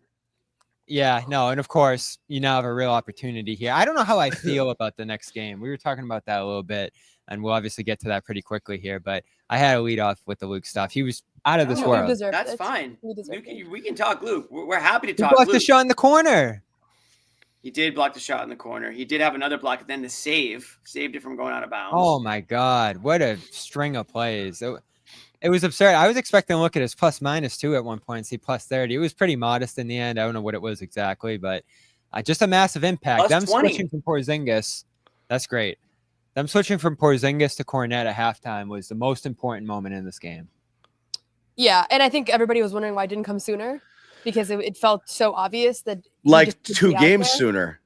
Yeah, 2 games sooner. Yeah, it was really like, I was actually thinking to myself, if Porzingis plays this whole game and they lose this game, I will express anger on the Garden Report afterwards, because that was actually mind-boggling. And then obviously he doesn't play the whole second half. I continue to be really worried about him on a human level, because I think people are losing sight of what is going on here. It's been months. He's dying. Stop, John. Jesus, John. I mean, he's a mess. No, he's fine. He'll be fine. He's dying.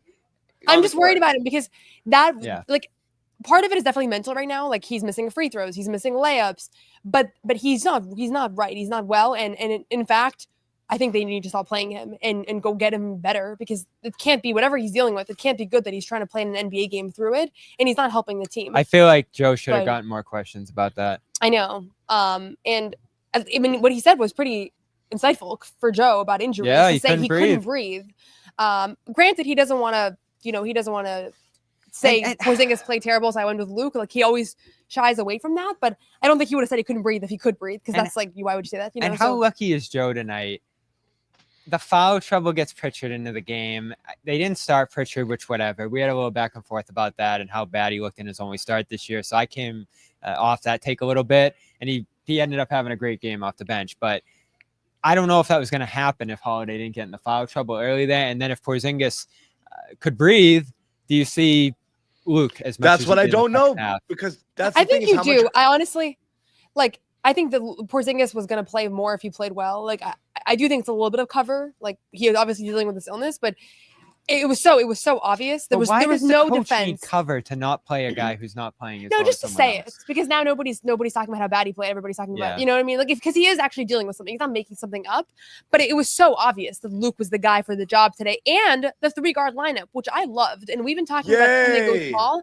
3-ball lineup was a massive win in this game. Yeah. And you had 3 guys who all played well. I thought Derrick White, obviously, incredible performance, kind of help them stay afloat in that first quarter when they needed it. Oh, he was awesome. Pritchard got some rhythm of late, and then Drew Holiday defensively was just a monster in this game, as was everybody. And Jaylen's post game was kind of really centered around the defense, that being the message. That has to become their identity right now. And you saw that in this game. And it has to continue to become their identity if they want to win the series.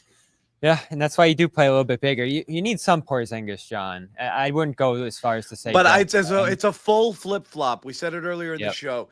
It should have happened. It should have happened earlier. Hauser, I guess. It's very clear that Porzingis' minutes should go to Luke, and Porzingis should be on the Luke diet of like 10 to 12 minutes. That's it. Whatever you can get just to have another tall guy in there. And honestly, if he can't breathe, give him Takeda and don't even play him at all. And it's fine.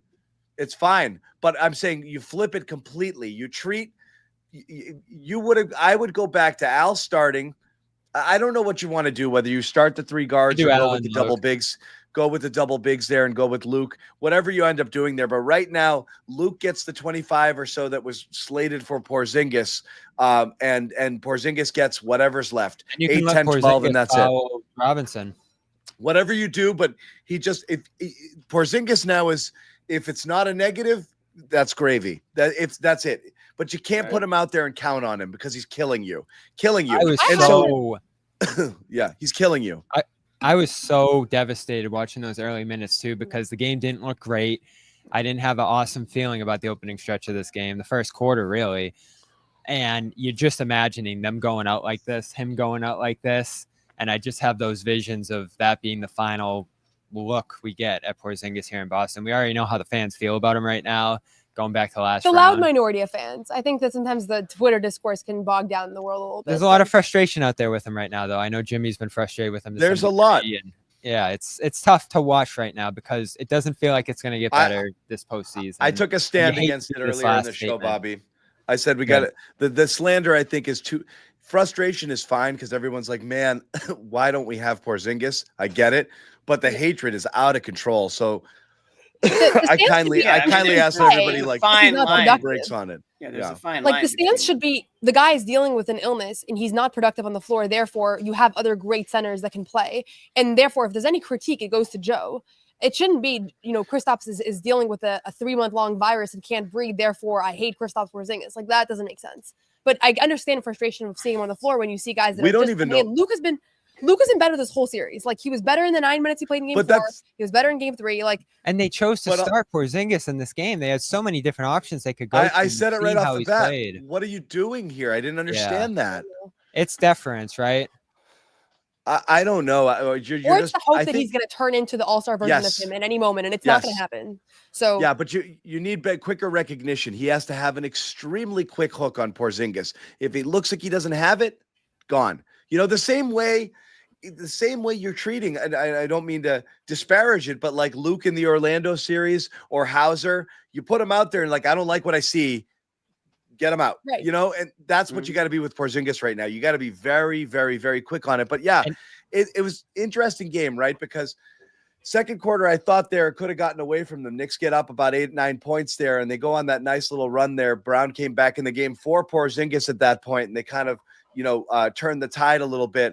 Luke started being a little bit more effective, and they hung in there. And then that third quarter, that big decision to take Porzingis out completely. And that third quarter was just beautiful basketball, just in terms of the effort, the execution, the way that they played the whole thing. And I swear I screamed this about at the same time that Noah tweeted it. What a effing quarter of basketball. You swore? Noah swore on Twitter. I bet you got so I many posted the retweets same for thing that. without the F. But that was a great effing quarter of basketball, was it not, guys? It was. And I'll give Jaylen a lot of credit here, too, because going into this game, going into next year, too, I'm excited to see him lead this team. I'm excited to see this become his team because he's been talking about it for so long. He clearly believes that he can lead a team, and now he's going to get that opportunity. And it's looked great in the 2 games this postseason with Tatum out. The playmaking has elevated to a high level in both of those circumstances. 5 assists in that Orlando game. It was 10 tonight, right? 12. Wow. Yeah, he was on a roll. Wasn't turning the ball over, was in control, and deferred to other ball handlers. And that was what I was most afraid of coming into this game from him, is that he would try to force the issue, try to beat Tatum, try to do everything for this offense. And a lot of times he got off the ball and let the ball handlers like White and Holiday and Pritchard handle those things. So it was a very mature game from Brown. It was a very poised game. And I think we're going to see more of that into next year. And that's why the talk of trading this guy after the last game because of one bad performance, obviously in a big spot, just blew my mind. That shouldn't even be a consideration this summer. You need this guy to keep you afloat next year. You need this guy to keep you competent, to keep the franchise together. And, you heard me ask him there about how he views his role going forward in the next year. And they're so clearly focused on this series still. But I'm just really looking forward to that story next year of how he's going to lead this team in the likely full season that's going to be without Tatum here. Yeah, I mean, it was a brilliant Jaylen Brown game. And I think early on he had like 4 points and 4 rebounds and 3 assists. And it was like the Celtics were down by 5. And I was thinking to myself, this is the exact way that he should have approached this game. And it hadn't yet translated to much on the box score for himself individually or for the team. But, everybody knows, I think in game 4 was one of the worst cases of this, that when he forces the issue, when he plays not within the flow of the offense, within the flow of everybody else, it hurts them, right? And it's a less good version of him. And it's hard to explain why he reverts to that sometimes. Sometimes it feels like, he just wants to get touches, or maybe he's just not reading the game well because he's in an unfamiliar spot. Like, he doesn't like standing in the corner. I don't think anybody really does, but some guys just naturally have found themselves to be more successful there than others. And he thrives when Tatum doesn't play. I mean, we've seen this a bunch of times this year. We saw this during the regular season. We've seen this during the playoffs. The problem is that, in the best case scenario, they're both together. But right now in this series, he approached this game. He had no he took 17 shots, right? He could have said, I'm the other all-star. Our main guy's down. I'm going to take 25 shots. He took 17. Pritchard took 17, right? Yep. He had no inclination of I'm going to force the issue. And he's going to have to do it again, right? 2 more times. He's going to have to do it for a whole year after this. But the question that Gary asked, and that's what I wanted to ask him about too, that exact play where he had a wide open 3. He's been shooting the 3-point shot well tonight. And instead he read that, Mitchell Robinson's out on him. So there's going to be something in the paint. And he drops it off to Drew Holiday. Most of his 12 assists today were something like that, where he had a clear The ball look. moved differently tonight. So again, it's not I don't think that he should be better when Tatum's out, because they've been playing together for many, many years, and they found a lot of success together. How many games have they had where they both had 30+ points? A million, right? I know. They have record for that stuff. But you could tell that he had an approach of I'm not going to try to take over, and I'm not going to try to become Superman. I'm going to do this within the flow of everybody. And he's a huge, huge reason why they won. And from an energy standpoint, he was awesome. I don't know why we have to keep tiptoeing around this thing with the Brown and the Tatum thing. They're not perfectly complementary players. They just have so much talent. It's like an Olympic team or an all-star team. They're just good basketball players, but it doesn't always work to the benefit of one another and everyone around them. It just doesn't, and that they wouldn't be the first team in history to have too many mouths to feed. We saw it with the late stages Kyrie Celtics here. There were too many good players who needed the ball in their hands, and they were hurting one another rather than helping. But this is the strength of having that situation, John, is if a guy goes down like Tatum does. We've said it how many times during the year, where some of the best Celtics basketball is played when they're down 1 or 2 guys, because other people get to step up in their roles. They get the ball in their hands more. They don't get uninvolved where they get stuck in a corner and the ball rotates to them or not. Like Holiday, he'll get 6 touches all game, all in the corner, and he either hits his threes or he doesn't. And that's the measure of his whole offensive output. So it's not shocking. But the problem is if Brown doesn't have a great game, you've got nothing. You don't have the alpha there. So it's always the reason it helps is you get one guy can be crap, and then you got another alpha dog out there to pick up the slack. And most teams don't have that. They're so reliant on a single player or 2 players, and the Celtics are not. So they can play that way, but it's not ridiculous to say that they're not a perfect fit, and they never have been. I don't think they ever will be, but they're just so good, and there's so many good players around them that the talent is going to win out in that scenario here. But Brown, and that was a lot of the issue with Porzingis in the starting lineup this year. Even when he was excellent during the season, 19.5 points on. They were trying to get him involved, and they got themselves. You're adding another guy who is primarily a scorer, right? So you just lost 2 of them in tonight's game. You didn't have Porzingis and you didn't have Tatum, and the ball really moved. And that doesn't mean that those guys aren't great players, but you can see there's elite role players that are kind of bursting at the seams. Derrick White could easily score 25 points a game, right? If he had the touches and if he took a million shots. I mean, him and Peyton Pritchard led the franchise in 3-point shooting this season. Yeah. So those 2 guys, if they can find a good shooting rhythm for a postseason, that's massive. And I'm going to keep going back to Luke here, because there's just a different dynamic with him out there compared to Kristaps, especially this version of Kristaps. His ability to track offensive rebounds, outstanding. His ability to pass and connect guys. He's a pass for a center. So all he's focused on is getting other guys going out there. And that's so productive to the offense. And you saw it all year with them out there. I'm so frustrated that they're just getting to this now, down 3-2 in a series, and still most likely facing elimination here.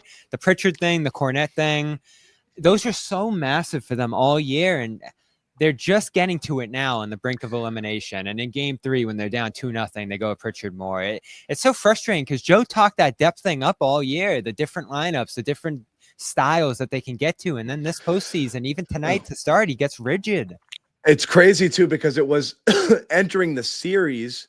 This was a series that we thought that those guys could thrive in, based on regular season performance or just based on the matchups. Might not have been great for them last series, but they're going to be a lot better here. So to limit the minutes and also suffer defeats and see that other players that you were putting in that position in place of them weren't performing well and not figuring it out. And again, you guys raised the question earlier. I don't even know if he figured it out, or as you said, or as he answered your question, Bobby. I went to Pritchard. Pritchard came in at the 7:37, something like that early. We love that answer because Bobby and I have both gotten one of those in the last week. Noah asked after game 3 why Pritchard played more, and Joe said foul trouble, and it wasn't true. It was not foul trouble. I went back and I read the entire play-by-play, and Drew had 1 foul. And then today it was true. Today it was 2. early. And so that's different. But then also if KP doesn't go to him and say, I can't breathe, does he start the second half again? Would he not have learned? I don't know. I don't know if Joe figured it out. So like if Porzingis can breathe next game, does he go back to the same lineup? Or does he say, I have no idea what they're going to do. Listen, everybody knows he's not contributing to winning right now. That's all Joe preaches all year. You got to contribute to winning. The only thing that's at stake here is his reputation and the fact that if you're going to trade him, his value is not looking so great right now, and also from a pride standpoint, right? Can't think about that either. You can't think about that stuff. And also, we've all seen this movie before. When they get eliminated or when they win the championship, when the season ends, there's going to be reports around what Porzingis is dealing with, and there are going to be stories about what was going on behind the scenes, and nobody's going to judge how bad he was in these playoffs. Like Malcolm Brogdon and the elbow injury, I always think about that. They didn't say anything until they were down 0-3, and then all of a sudden the Athletic reports that Malcolm Brogdon has a torn ligament in his elbow that was, nobody was like judging Malcolm Brogdon at that point, right? Because you could see that though, clearly. And you can see this too. And you can see this too, but the story hasn't come out yet, right? Nobody has a diagnosis. Nobody has details. He told us the other night, nobody really cared after the game with Tatum, but he told us he's been sleeping like 14 hours a day. I was asking him questions about it. Like it's been it bums brutal, me right? out So because they're about to do him. You don't have to have cover. Like the cover's there. He's sick. Like you don't have to worry about his feelings or how it looks. And I wish you never did, but we all know in the NBA you do. Unless you're the Oklahoma City Thunder, which manage to play 10 guys and bench starters all the time. But most teams don't do it, even when their starters are struggling. I've said it already, and you can see it from a mile away. He's about to go the route of Smart, Grant, Brogdon. And it's a bummer because this guy was beloved. This guy was absolutely beloved by 50% of the fan base. And then 50% said during his time. That was a key subtraction. So I think that's the route this is going to go. And you can see it from a mile away. Someone has to go. He feels like the most expendable right now. And unfortunately, this is how it's ending for him when he had such high hopes of being a bigger part of this postseason run. It's demoralizing to watch. Again, and we said it earlier, and Noah mentioned it. Like, why is Joe playing him? Because I think he's just hoping, right? Like, are you the good Kristaps tonight?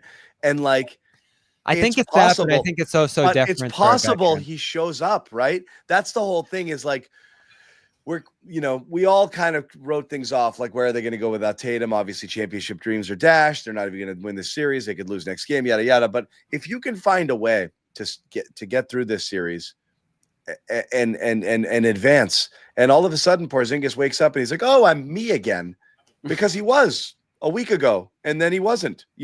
It's kind of ebbs and flows with the sickness.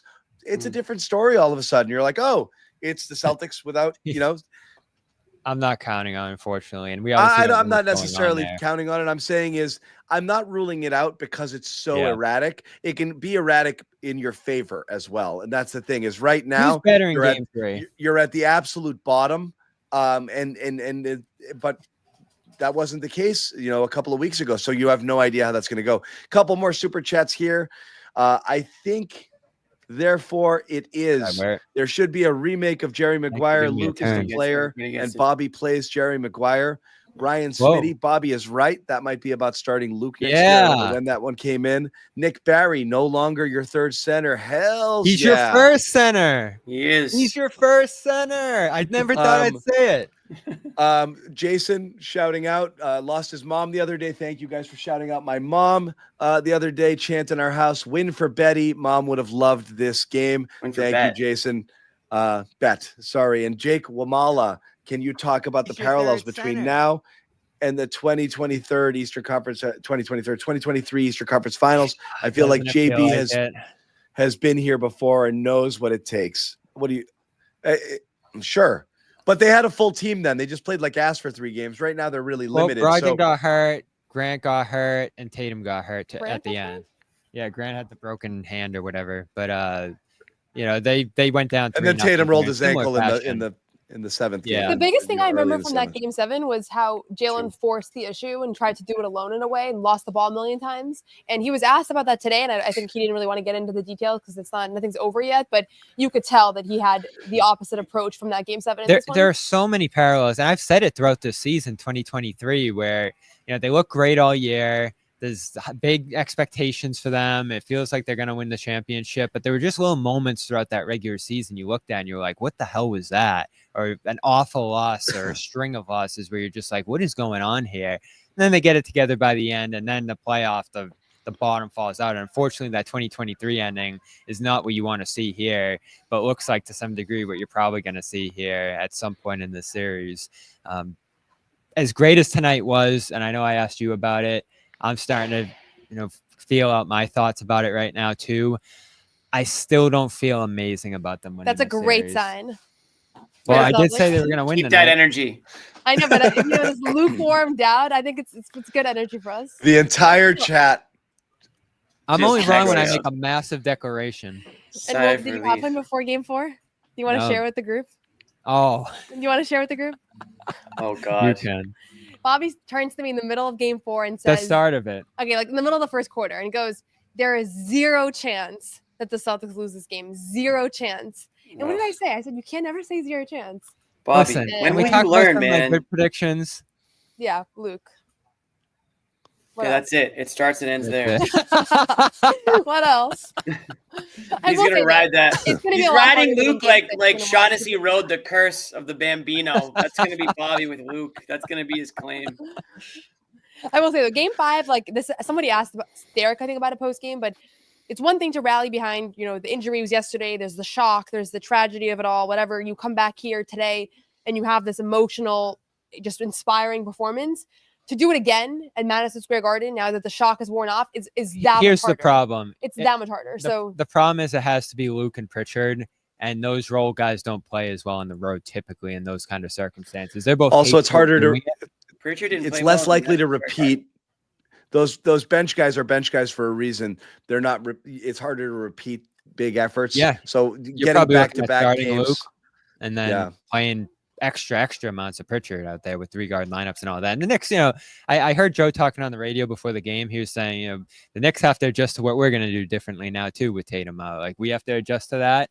Tatum being out, but the Knicks have to too. And you saw that in this game. Like they weren't ready for the 3-guard lineups, and the Luke minutes threw them off big time. And then you got back into the Robinson fouling stuff, which actually wasn't Robinson was on successful today. fire today. Yeah, he was in the gym. He Oh my was out gosh. there trying to fix that thing for sure, and it's getting there. stroke. That was It's amazing because it's that was part of the still problem I had with it, right? Because he'll start hitting them eventually if he keeps shooting them.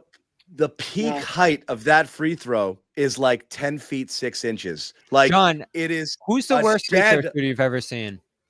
Oh, that guy Dudley, Chris Dudley was really bad.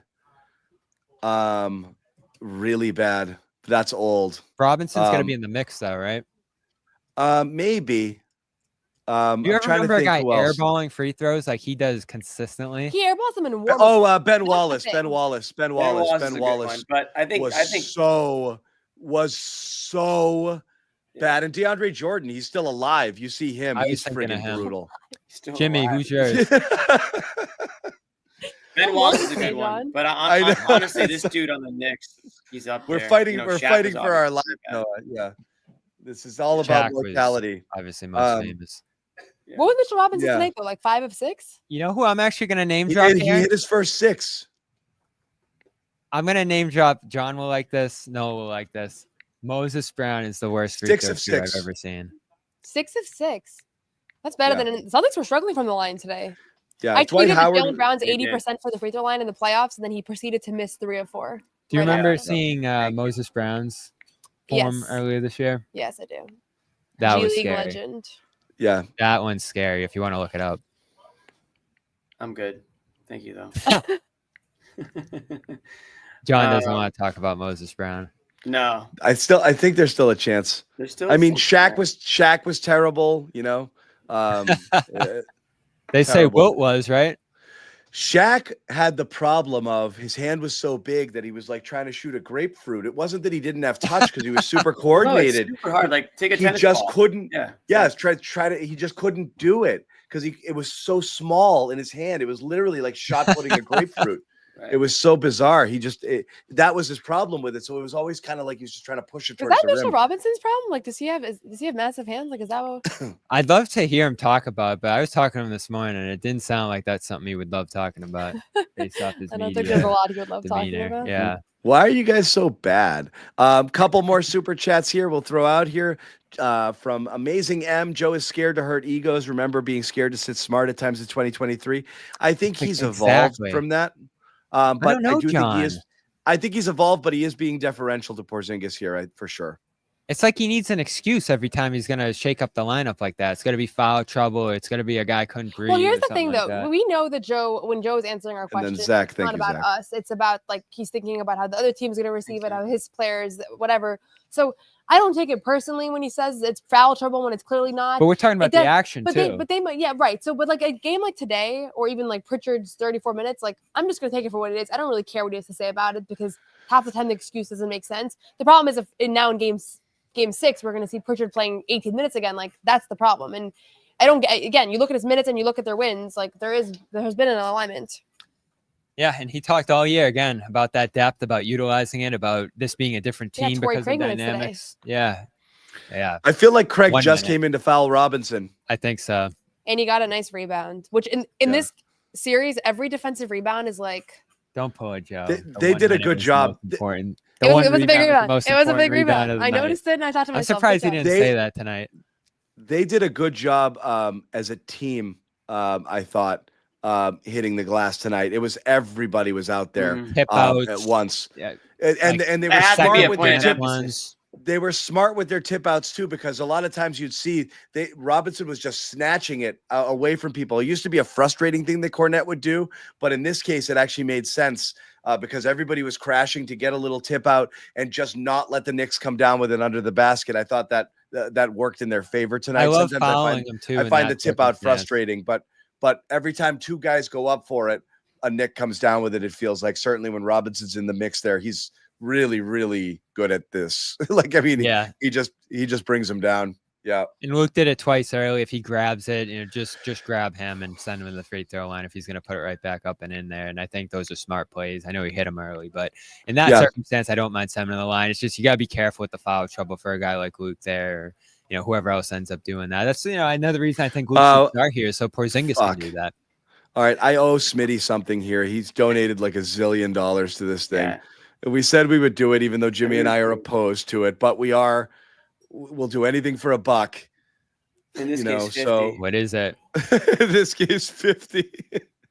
So I Bobby think can't see the screen. Earlier in the show, Bobby, we got a $50 super chat demanding that me and John do an apology cam in front of you in regards to Luke Cornet. Yeah. Woo! And John Jimmy is and I I don't even know how to say that word. Vehemently. Vehemently. Homeschool. That's the new I want to make you guys lackadaisical. What's that, Noah? Vehemently. I want you guys Now, to because I'm only half Apology into it. cam is or full just screen. John, actually. I'm only half into it. I'll Come say on. this. Jimmy John, front center. I'm going to. Bobby, how much did you pay that guy to send that? Oh, and we have Luke Cam on too. Oh, Yeah, it's probably about that Bobby later. probably paid $50 for this, but I did. I'm not apologizing for anything that happened years ago. Come In on. fact, I'll take Apology a little. can't start with I'm not apologizing. Because I don't want to do Try it. again. I'm gonna get to my Try apology, again. but what I'm gonna say is I want to make sure people know what I'm apologizing for. It's not for 3 years ago, because honestly, that's what brought us to today. That's what makes nights like these actually important and fun and memorable, is because we had to beat magical. Bobby back with a stick for the last 3 years so that he could actually see what a good Luke Cornet game is. So I'm not apologizing for that. I will apologize for a couple of jabs here and a couple of jabs there at Bobby's expense, only because I'll be honest, I didn't really think Luke would ever put together a game like this in the playoffs. I thought that he kind of was, regular season guy, come in when you need him, fill some minutes, be a body. This season has been different. So I think we have gone on this show many times already this season and said Luke is playing at another level this year. Tonight, I think he deserved it. I think this was a big moneymaker game for him, Bobby. I hope it doesn't come back to bite you. 20 million? Yeah, I hope it doesn't come back to hurt you in the end, because this might have been a game that Luke plays I was himself out of thinking town. that. So be very careful, Bobby. He made a lot of money tonight. They're gonna pay him to be a starter. That's my apology. John, you have to say something. Smitty All right, so demanded it. I'm going to start with like 40 disclaimers.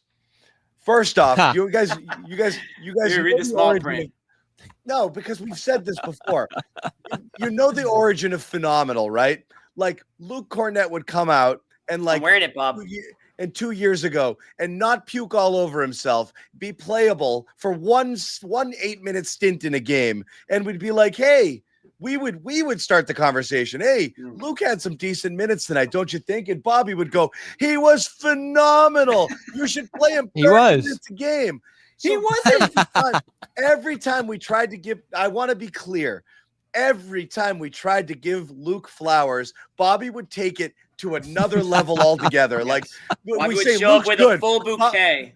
Bobby, he should be starting. He should be playing 35 minutes, 20 million. He's always going to take it. And then the conversation is us being like, come on, Bobby, can't we just agree that he was good tonight and leave it there? Then he'd play 4 bad games in a row and Bobby wouldn't say a peep. He'd play one good one and Bobby would be like, here he is again. Phenomenal. So it's an impossible conversation we were having for years. So I'm not apologizing for that. But you need to apologize for something, John. There's got to be something that you need to apologize for. But can't you guys say, and I get it. Okay, go. But, okay, and again, people were here. Here we go. They saw it. It is the truth. It's the truth. They saw it. Some we people made think I'm merch humming. for it. So we're not right. What's the apology, John? I don't have one. I'm just. I told I've ever You have seen. to find something. You better Here's find what you an can say, apology. John. Here's what you can say. I didn't see the vision. But we will of say Cornet, and you did, and I'm we sorry. We said that No one's earlier. apologizing that for if you. we're No, but gonna on the give apology Bobby, cam. if we're gonna give Bobby some credit for it, but I don't believe him. That's the problem. So it's insincere. This is worse. I don't know You if can't Bobby do it. saw something we didn't see. I think Bobby You don't wanted know to if see I saw something. something. What do you mean? I think you wanted to see it and it ended up being true. And I don't even know if you deserve the credit for that. You spoke it into existence. You just It's manifested. like it's like you put it this way. You have He's saying every you got Bobo. lucky. You have every Bobo Celtics fan that likes every single draft pick they ever made. This guy's going to be great. This guy's going to be great. This guy's going to be great. And then they all suck, but one of them is okay. And then they're like, see, somebody apologized to me. That happens all the time. The amount of second-round picks, the Carson Edwards of the world's people have fallen in love with. If one of them hits, everyone's like, I knew it all along. You can't love everything. Listen, And Did then you have just others? say, Or was like, Luke John, your guy? your poor wife, has she ever gotten an apology out of you? Or is it just rambling? Every time you're wrong, you just change the argument. Listen, everyone who's watched this show from the beginning. Smitty, I gave it my best 2020. shot. I'm standing my ground. You can't touch What's the that. You apology can't have cam any of filter the off super this chat. thing? You can't touch that super chat. You get no Yeah, that's pennies all out of that Jimmy. super chat. I'll say this. The phenomenal thing, it was always about the little things. The passing, the screening, the defensive positioning. We had a Cornet contest error. We went back and forth about that, and I didn't love that either. This year, it is about the physicality. It is about him playing more aggressively. Nice. It is about him looking for his own shots and rebounds. And, the 2 plays tonight, the blocks, obviously, right? Those are the signs of the physicality and just how much more aggressive he's being defensively. Does Luke Cornet this year even remotely resemble Luke Cornet from 2 years ago when you started I say this yes, thing? because Question. Was your take this guy right now is so great or he's going to become so great? Because I think that's where we're. It was selective he's always memory. been great. Okay, there it There's is. your Noah. answer, Noah. Okay. Here we go. Noah. So this wasn't you being. This wasn't like I think that he's going to blossom into this guy. You This- were seeing it in real time and saying This was is. Bobby I always said- overselling small He accomplishments. could have 0 points, 0 rebounds, and 1 assist, and he'd still be out there setting 50 great screens. He'd still be out there Oh, here freeing we guys go. up, making handoffs, all that stuff. Defensively, he'd be in all the right positions. Now, the cherry on top is you're getting the big statistical games. You're getting him scoring. No, you're he's getting him looking doing for his more. own rebounds. No, yes, he's that's not doing true. more, but he always did a lot. He's It a just wasn't completely on the He's a stat lot sheet. player. better. He's a lot better. He's completely But you different saw, player. you He's saw the gotten vision. He's gotten This more stuff is physical. stemming from all that Noah's stuff. throwing John. you like a lob, and you're just. She's like, trying to keep missing you it. afloat. Yeah, She's like, dude. Bobby obviously didn't think he was awesome then, right? And he's like, yes, I did. So No, like, I mean it's like She's my like, Bobby, personal but you all-star just like take. saw. You just saw like the vision, right? He He's like, did no, all no, these- no. I started as it was no, happening. I said There he was was one always game where done he the had same 0 thing. points, 0 rebounds, 0 assists, but he set a couple of good screens. I saw The it. screens are out of this world. The screens are still the best part of his game. I don't care about the dunks and the blocks and this and that. The way he No, you should frees care about the blocks. The blocks were awesome. the way he frees everybody up there is the most important part of his game, and it's why they Bobby, always look great when he's out there. He was getting killed on the defensive end. He couldn't protect. He couldn't bring down rebounds. There were so many times where Luke what you made was us do, literally like screaming, "Get him off the floor!" But when you looked at the stats, you'd see opponents never shot in the paint against him. They were taking the worst shots on the floor when he was out there. He just wasn't blocking those shots, or he just wasn't intimidating guys from going to the rim, clearly. It was just an impact that he had out there by playing smart positionally. So that, to me, was always the basis of him being a great player. Now he's just being a little more aggressive. We're still Now he's using just the word asserting himself a great. little more. Yeah, we're still throwing great around. He always had great You know games what, now back you then. It see just it, weren't right? statistical ones. Now you get it. This has No been 3 comment. years of this. Noah's got it now. She's got a better picture. Got it. I'm somewhere in between you guys because I But do you think understand. You understand our reluctance a little bit because Bobby took it too far. That's where we've been stuck on this. No comment. You can join the Jimmy and John side. I'm on your side. We're on the side Thank of you. reality. side. We're just. I we're just think you guys. I reality. still think you guys undersell him, but I also think to say like you. It's not like you had 20 players that you felt about the way you did about Luke. This is right? what they do, John. They make us tear this guy down. We didn't have any intention of doing that. Now it's they. I thought I was with you guys. No, I thought you were too. Pick a side. I don't We're want to riding side. fences here. Can we go on to the next segment? Fine. Yes. Next segment, Jake Wamala did. throwing this out here. We got to talk about JB's maturation here. JT had 51 points the game before. Not really. And willed us back from down 0-3. Oh, maybe last When did year. that happen? JB struggled that series. Was it Miami? No, that didn't happen. Is that what he's talking about? I don't even know what he's talking about. I mean, Anyway, let's talk about oh, Brown's versus maturation. 76ers? Maybe. He's sure. Yeah. That was a 3-1. That was 2 years ago. Oh, 3-2 rather. That was a 3-2 they were down. 3-2. How many screens did 3-2. Luke set in that game, though? That's important to remember. I will say now your opening soliloquy about Luke was hilarious. Hilarious. How about great? Magical. Or awesome. It Or was magical. Magical is the new one. It was like a Disney movie. Magical. But the JB, let's talk about the maturation because I don't actually fully see it because you had a game like last game where he doesn't Here we look. go. No, he didn't look like it, and then he has it in this game. So I actually think Brown's inconsistency is still frustrating at times where he kind of dips in and out in terms of his focus. I thought the number one thing that Brown had tonight was he seemed locked in from. We've seen the difference between Jaylen Brown. I'm going to chase my guy around all game long. They're not going to give an inch. I'm going to fight through every single screen. I'm not going to reach. I'm not going to get lazy. I'm not falling asleep on backdoor cuts. I'm not going to overdo it with my dribbling into traffic sort of stuff. Play my game. You could see the focused games, and then you see the ones where he's kind of like, oh, I just wasn't in it for a half. And then all of a sudden in the third quarter, he wakes up and he gets locked in. So I don't know that there's full scale match. I thought he had it last year. I thought this year was a wildly inconsistent Jaylen Brown season in terms of his night in, night out commitment and focus. I'll keep going back. Not taking anything away from tonight, but like last game we're killing him. I will meet you there, John, because as we talk, and I think it is important to talk about the big picture here with him, because again, this is going to be your star player, leader for a year, tone setter next year for an entire season. So what's great about Tatum, and I'm probably more of a Brown guy in the Tatum Brown conversation generally over the years here, but the one thing I'll give Tatum for certain is the night-to-night focus, the play-to-play consistency, and just the overall steadiness of his game is at a much higher level than Brown's, where Brown, you'll have inconsistency with the ball handling. You'll have inconsistency, especially with the attention to detail defensively. And there's just some maddening stretches and plays with him defensively where it's focus. Exactly, John. That's not there with frustrating him. Player. And I'm sorry. Everyone can say it's an agenda and a hate.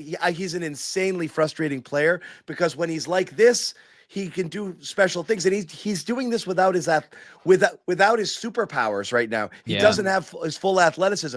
A game like this, for him to be as locked in as he was defensively and to be able to play with this much energy when he clearly still lacks that burst and explosion to go 100% nuclear Jaylen, which he's capable of doing, is an amazing game for him. So my point is, but next year he's still a frustrating player. They're going to need him there every night. And that's going to be a massive test for him. We said earlier, yeah, it's in every game. If you want to be the alpha, if you want to be the one, it's so perfect, Jimmy. And you've talked about this, Noah. He wanted this. He wanted this bad, and he's at different points said, I have to sacrifice on this team. I could probably lead a different team. You lead this team now. And so this is just an awesome opportunity for him to show everybody that he can do it and that he's one of the best players in the league. You sound it sucks that it had to happen, that Tatum had to tear his Achilles. But there is, like, for a team to have your star player go down for a year, this team is as best positioned as anybody, because the system, I've been watching the Warriors play, and you've been seeing Steve Kerr is going back in the drawing board, trying to figure out who can check into the game and what lineups, which combinations work. And he's literally like, we're a completely different team. This team is not like that. And I think Jaylen can do a lot of the things that Tatum can do better than people realize when he's in that position. And that's what I think he's shown in the 2 playoff games this year when Tatum has been out, is that he can play a little bit slower. He can be a little bit more of that playmaker.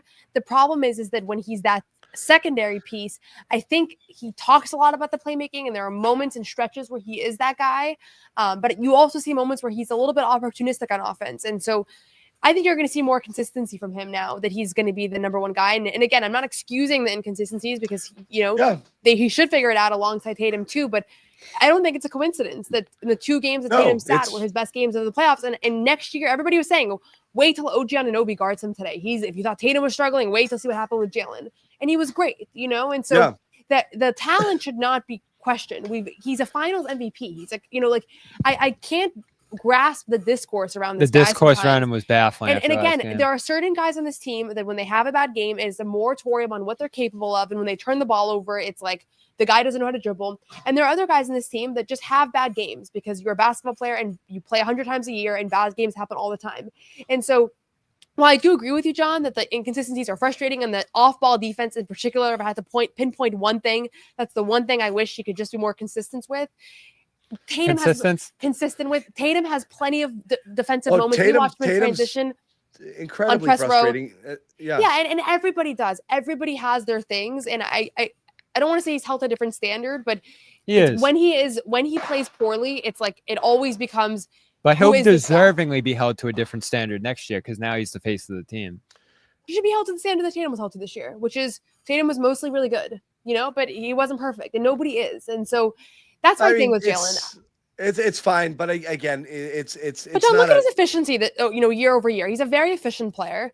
His turnovers have decreased. If you look at his overall metric, if you look at his overall metrics, the on-off numbers and this and that, he rates far lower than a lot of other players that you put into his class there, just in terms of everything that you look at. And I wonder if that'll change, because he'll be used differently as far as rotations go. But I 100% agree with your take that you have to factor in a guy who either is capable or thinks he's capable of doing all of the things that another guy is asked to do first, and has to take a secondary role. How do you feel about his capabilities going into that role, John?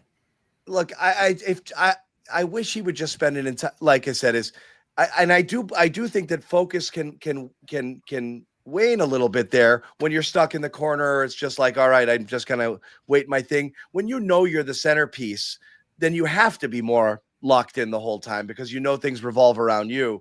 So I'll give him the credit there. I don't know. I don't think he has Tatum's playmaking ability in terms of being able to be a point forward, but I do think that even after 12 assists tonight. Yeah, I mean, come on. I think that's an outlier performance, but I thought it was excellent. I mean, we've seen him do that before. I mean, 12 assists is just an insane number that you're not going to get. A lot of this is about potential too, though, because Tatum, I don't think anybody pictured Tatum was going to become the playmaker that he became. But when he had the ball, you could see it more with him. You could see more, but I mean, when you had the ball in his hands night in and night out, year over year, you part of that growth, you can't simulate it. You can't simulate it as watching film or doing off court work. Like, he's going to become a better playmaker next year too, because he's going to be forced to be. He's going to be seeing more doubles. He's going to be seeing the primary defender on him. So some of that I think is natural to happen, unless you don't believe in his ability to grow. And I think that he's shown that he can. Yeah, and it'll be interesting with how they build the roster in that too. How many secondary ball handlers do you put around him? The Drew White decision there will become massive, because those guys are obviously such steady outlets for a guy like him if the defense is attacking him. And, the thing I mentioned to you going into this game, would the Knicks attack him? Would they really bring the pressure? Would they turn up the heat on him and try to make him lose the ball? I didn't see as much of that as I thought I would. But part of that was Brown's willingness to get off the ball and let other guys do different stuff. Yeah. Look, again, we all watch the same things every single night. You see the difference with the, when the Tatum sits minutes and the Brown led offenses. But he plays fast, John. He plays with urgency. I love that. Look, I don't care about the mistakes. Tatum's pace drives me insane, and I've compared him to peak Russell Westbrook in that regard too. When you're going a million miles an hour, sometimes the ball's going to fly out of your hand. Like that happens too. You're going in order to be explosive and to attack. You're going to put yourself at risk. You're driving through traffic. You're not going to get in any accidents driving, 20 miles an hour, on a Sunday. Obviously, what he's doing, it's tougher. He's going into traffic. He's trying to beat people. He's trying to do it with speed. He's attacking centers. Yeah, he's attacking. That's going to happen. I absolutely agree with that too. And I'm talking about in the playmaking sort of thing in terms of being able to read what's around him and this and that. I don't think he has the vision that Tatum has in that regard. This is why I really stress. I'll consider. But I don't love the Tatum led. I don't love the Tatum led ISO ball, get a switch and have him read the defense offense either, because I think it's too slow and it takes people out of their game. So, but this is why, to me, you consider everything, right? Because they're in a really difficult spot going into the summer. But to me, I think you need to keep him because he provides a level of stability that no one coming back in a trade for him, even if those guys might have some upside, or you might get some picks that are valuable for kicking the can down the road, or whatever you might end up getting in a Brown trade if you do that, isn't as valuable in the moment as Brown's ability to obviously stabilize them on the court with performances like this, but also the off the court stuff. And you guys heard about the meeting that him and Al held and the stuff he told the guys before this game. And it wasn't a very profound message. It wasn't anything major. But that's just stuff he and Al can provide at this point. And I do think you need those guys back next year to just get you through what's going to be a rough season at times, what's going to be a difficult year without Tatum. If you just sell off these guys for the big picture and you lose all your identity here and your ability to have winning habits, you're going to go in the tank for much longer than just next year. Also, there's a sliver of a chance that Tatum comes back next year. And I didn't realize that, but that's a possibility. Like April? Well, we didn't talk. His dad said today that it's an 8 to 9 month timeline for him, which would put him back. The problem. Why don't you guys talk about it? You both talked to Achilles experts. Jason Tatum underwent what's called the speed bridge surgery. Did he for sure? Confirmed? No, I thought that's what you assumed. Yeah. So talking to a couple of different doctors who know the doctor who performed the surgery doctor on him there. Supposedly Cousin Joey. Yeah, cousin Joey. Yeah. So this is a doctor who does perform the speed bridge. I don't know if Durant got that or not. I was talking to someone today about the specifics of Durant's situation, and a lot of the reason he missed 18 months was because there were several seasons that were COVID years and overlapping, and he didn't go back for the bubble. He could have potentially gone back for the bubble, but didn't. So that's why he ended up missing so much time there. The speed bridge thing could take it down to 5 months, John, in the earliest case, which is what Cam Akers did. Different sport, different situation, all of that. But that's the Cam Akers, J.K. Dobbins. Yeah, but they rush football players. But those guys rushed. Yep, and those guys get rushed back. They're going to do the opposite with Tatum here, from everything I'm hearing, from everything that I understand here. In all likelihood, I do think even if he's able to return to the court in 8 to 9 months here, you don't put him into action in a playoff scenario or ramp up for the playoffs or that sort of thing, because he's not going to be 100% for a year after this thing. Like, he'll be back in 8 to 9 months, but he won't be Tatum for a year in all likelihood. There's going to be a ramp up process. There's going to be a period where he's not himself, where he has to build back up to being himself at that point. And you don't really want to do that in a playoff environment. So I don't know for certain, but my inclination is that he's probably going to miss all of next year. I might be wrong. If the speed bridge thing is in play here, that drastically improves the recovery time here. Speed bridge is the new mallet finger. I love speed bridge. We're a big speed bridge experts. I was just pulling up my email because I want to make sure to credit the doctor that I spoke to. It was Dr. Lou Soslowski of the Penn Achilles Tendinopathy Center. Tendinopathy? We've seen a lot. I love that word too. Yeah. So I guess she's qualified. Very knowledgeable, obviously. Been, is an Achilles tendon expert. Also has ruptured his own Achilles, which, by the way, is a massive trend in this field. That all these doctors that work with Achilles injuries. My doctor tore both. Yeah. I know. And what is that? So, anyways, time out, real quick. Did he do it so that he could study himself, experience it. Yeah. Well, let me tell you the number one thing, and I have a story coming out on this tomorrow on Celtics blog, but let me tell you the number one thing that I found really encouraging from this conversation that he kind of couldn't believe. And it's that Tatum had this operation the morning after, and that every hour between the moment that it ruptures to when you go underneath the operating table is an hour of the biological process of like scar tissue building and a bunch of words that I'm not even going to try to articulate. But he was really astonished by the fact that he was able to do it. And he said, and I said, well, he's Tatum. Obviously, he's going to do it really quick. And he said, no, that is not the norm for NBA athletes. It's not the norm for the world-class, NFL players, whoever it is, because there always takes a couple days before you can get to the city that you need to be in, before you have the conversations around which direction you want to go. The doctors have to be on a surgery day, even if you're the most important person in the world. If it's not a day that they're doing surgeries, it's not going to happen that day. The fact that he was in New York City and Kevin Durant's surgeon and Martin O'Malley and Tiger Woods surgeon, like this is the person to do this with, just so happened to be available that morning and he was already in New York, is kind of like a miracle. And obviously you don't want to say that because it's like the whole thing sucked, so it doesn't feel like a miracle, but he could have been anywhere else and he would have wanted to get to New York for that surgeon. It probably would have taken a couple of days to get that going. He said that is like such an unusual circumstance. So there's quite literally no evidence, no data around how a 27-year-old athlete can respond with that short of a window. He was like, I don't care about other doctors. I don't care about other NBA players. Don't look at Klay Thompson. Don't look at these other guys that waited a week because it is a completely different situation. And so that gave me a lot of optimism. And So Damian Lillard 6 took months 6 is days. in play. I'm not saying it's in play. I mean, I don't know. His dad said 8 to 9 months, which does mean next season. But when the second that he went down, before we even got confirmation of the injury, I was talking about the fall of 2026. And after hearing this doctor today and after hearing a few more opinions, it's an outstanding question. And it's all going to depend on how he responds in a few months. And if in 3 months they say, listen, he's ahead of schedule, they might actually vie to bring him back. If he's not, then it's not even going to be a question. He's a guy who But I thought that pushes. was really interesting because I would have expected every NBA athlete to be in the same position. And So the I look at doctor- Damian Lillard. Lillard was 5 days between the rupture and the surgery. Like that's the Wow. norm. That's what usually happens. Yeah. Doctor Doctor just just waited happened like to a be month, in the right? area. This doctor?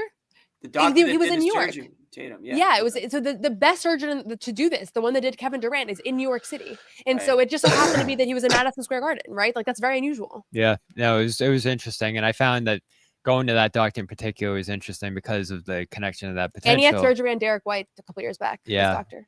So we'll see. We'll see. I hope we get some more details about what the procedure was and what's the timeline is there. But he is a guy who pushes back and usually exceeds anyone's expectation for how quickly he does come back from stuff. So I won't rule that out. I just think the time is tricky. If It's they're in a tricky. playoff I would push. lean the following year. I just Yeah. wanted to show that. Remember the anecdote Hayward because- thing? Everyone was like, he could come back in March or April, and then didn't there. So usually lean on the side of caution with this thing. You don't he's want to. young. You don't want to risk anything in the future. You don't want to risk anything. And guys who have come back from Achilles have torn ACLs. They've done other stuff. All right.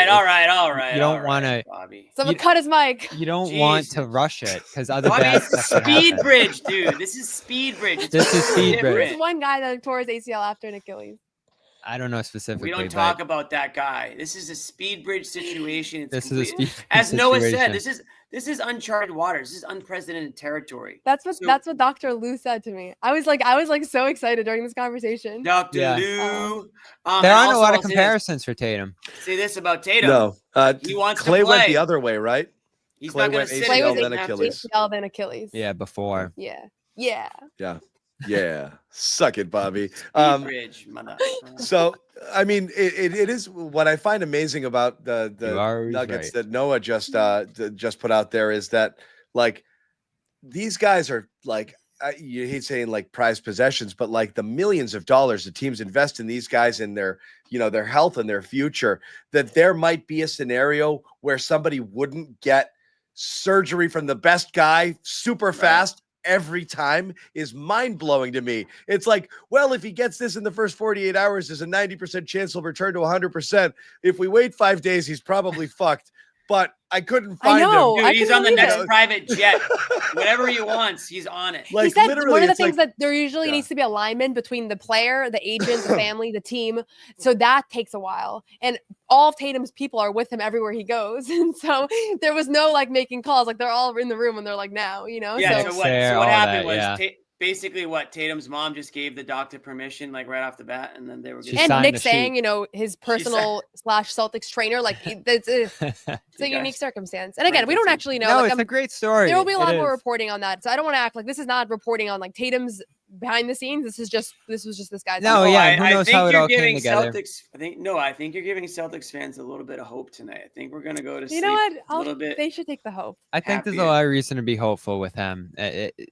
His process, his commitment, his ability to focus on his body the way he has throughout his career leaves you with a little doubt that he'd go through all the steps he needs to here. And a lot of it is just difficult stuff like wearing the boot all the time and, not rushing back to the floor. Like he's not going to be able to do anything for 2 months probably here, give or take. It's just going to be a lot of elevation. It's just going to be a lot of hanging out, watching this playoff run without his ability to be there. And that's going to kill him, right? There's going to be a mental toll here for a guy who's never had a surgery, for a guy who's never had a major injury. The details of the phone call, too, it kind of reflected what we saw on the floor there, where he was just rolling around in agony and just almost had a panic attack in that moment about what was about to happen because he clearly knew there. And that Spears was talking about how he was on the phone with his dad saying, why me? Why is this got to happen to me? Like there's clearly some level of distress here that you'd expect from a guy in this situation at this point in his career with an injury like this, that has derailed so many other players' careers. So the mental toll and the focus you're going to have to put through, to get through a year plus of being away from the team and the games and just everything he loves. This guy does not like missing games, and he's about to miss as many as 82 plus here. It's going to be really hard. And that's why, again, you want a Horford back to get him through that. You want a Jaylen back. All the guys that are in his corner can help him get through that and keep the team stable the whole way. That's all going to be important to me. And I know you're going to have to make some tough choices this summer, but to me, this is not a tear down going into next year. This is not a tank it out year. Tear. This is stay afloat. Yeah. Well, look, changes were coming regardless, but the scale of the quote unquote tear down, whatever you're going to call it, you're going to take a slight step backward, most likely just based on every. I want them in the playoffs next year.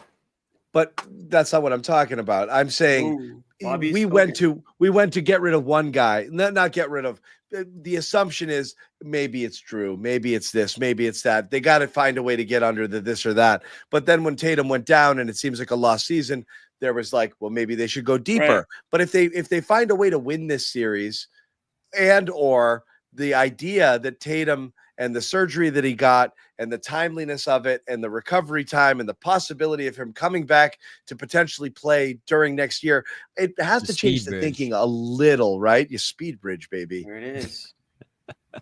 We need some confirmation on the speed bridge. We need speed bridge t-shirts right now. So I don't know, who knows, but let's instead of that conversation, because we will, again, these are off-season conversations that we hope we don't have to have for a little bit because the Celtics have a little bit of life now, winning Game 5, sending the series back to New York. Before we wrap it, we'll get your thoughts. How do you guys feel about the Celtics' chances in Game 6? They have a chance. They have a chance. Wait, I don't know if I want to hear what Bobby says. I know. I was going to say, just keep it like very middle of the road. I'm doing that. Yeah, Wishy-washy. They have a chance. I'm not making any major declarations here. They have a chance in any game that they're playing in at this point in the series. I'll be very interested to see the line, by the way, because the line coming into this game is like, whoa, 2 in favor of the Celtics? No, the Celtics are underdogs in this one. Okay. So that first time in the series. That doesn't make you feel great. When they've been underdogs this year, they've typically lost, from what I can remember. And this is going to be, again, a really difficult spot for Pritchard, who they're going to rely on, for Cornet, who they're going to rely on, for role guys like that to thrive on the road, especially in that environment. It's extremely difficult, but they should be in this game. They should not get blown out here. This should be a game down to the wire. If Jaylen can stabilize things like he did tonight, if they can tap into the right lineups this time around.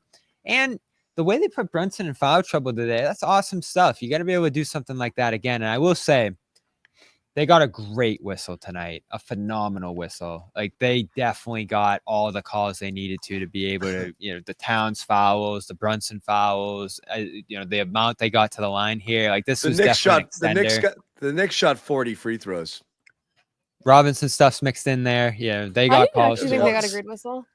I thought the Celtics got a great whistle. I thought it there. was pretty even, but maybe I was looking at it through one lens and you were looking You were at it in more the objectively. green side of the panic meter. I didn't think it was alarm bell going off. No, I thought they just got a great obviously whistle. favorable whistle. I thought it was fine. Yeah. I thought they were it was- aggressive. I thought They were aggressive. They were just aggressive many- and There a couple fouls called on Holiday. I was like, what? Like I thought they didn't get the benefit on a few as well. I actually don't. I didn't think it was a great whistle. I know you texted that to us, Bobby, earlier, but I don't know. How many did the Celtics have? Celtics took Free 26 throws? free throws. The Knicks took 40. Mhm. And 6 of those were the gimmies with Robinson. Six So even if you Robinson. take those away, the significantly more. It also changed the Knicks style of play versus the Celtics style of play. Celtics shot 49 threes. You're going to get fouled less, when so many of your shots are coming from behind the That arc. was just the feeling I had watching the game. I thought they got a lot of, again, not like they were awful calls against the Knicks. They just got the calls that they earned. And that was a big part of this game to me. Couple quick super chats before we wrap. Kevin Lay, Oh my I God. want someone who fights for me. Are we rich? The way, Hold on. no, I want someone who fights for me like how Bobby fights for Luke. No doubt about that. Ryan Smitty throwing down again, and his voice will be heard. Damn it, Missoula finally listened to Bobby, and we won. Coincidence? I think not. Oh, hey, Bobby got a win. Bobby needed This a is win. a great day for me. I mean, Jake, I was we just understood what soaking you it meant in with your last one. The atmosphere Go ahead, in here is Bobby. great. I was Yeah. just soaking in all those moments, the Luke chants. Yeah. I mean, John, you even have to admit, when he gets the block on one end and then goes the other way and throws down a reverse alley-oop, like you're just throwing your hands up in the air. And I saying, literally, what the hell is this? I burst out laughing, and like it wasn't like I just exploded laughing when he did that. But it was like a happy, joyful, like I can't believe that happened laugh. Not like I thought it was And funny. that's what I do just- too, to some degree. I like as laughed, much as I I was like- believed in him, I never saw him dominating and taking over a game like he's done numerous times this year. So there's another level, clearly, as you guys I think mentioned. he did it like 60 out of the 80 games he dominated. Jake Wamala, he's but clarification here. We did figure out you were talking about the Eastern Conference against that. I think Against who? therefore it Heat? is. JB will be under a bigger microscope without JT. I'm scared for him. While JT never experienced leading without Jaylen Brown, we know both Jays need each other to succeed unless White This is what he fully wanted. elevates himself. We'll see. It's an interesting story. point. Again, we'll White save a could lot of that totally for elevate next year. himself, too. We'll save that for next year, but it is interesting to see how if White becomes like a 23 point per game, He definitely things might change there.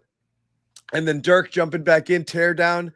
We kind of need something quick, just get across the gap here, bridge the gap speedily, something like a speed bridge. The injury, can't think of a word. Yeah. We need a speed bridge trade. What in that sense. word can we use for What word? Celtics What word speed? you want a bridge? But we that's want it fast. I don't Yeah. think it exists. Speed bridge, maybe. I don't know. Doesn't exist. All right, Jimmy, we Anyway, need a speed bridge shirt and a Cornet shirt ASAP. Okay, I'm on it. I'm Please. on it right now. I'm on it with, All right. with my merch guy. Game 6 versus the Celtics and the Knicks, Friday, 8 p.m. Garden Report will be back here. Noah, Bobby, Oh, God, Ahmed. the game's at 8. I forgot. You I guys are didn't give going my to be prediction. Can I give my prediction? Yes. Be careful. I think the Celtics are going to win the series.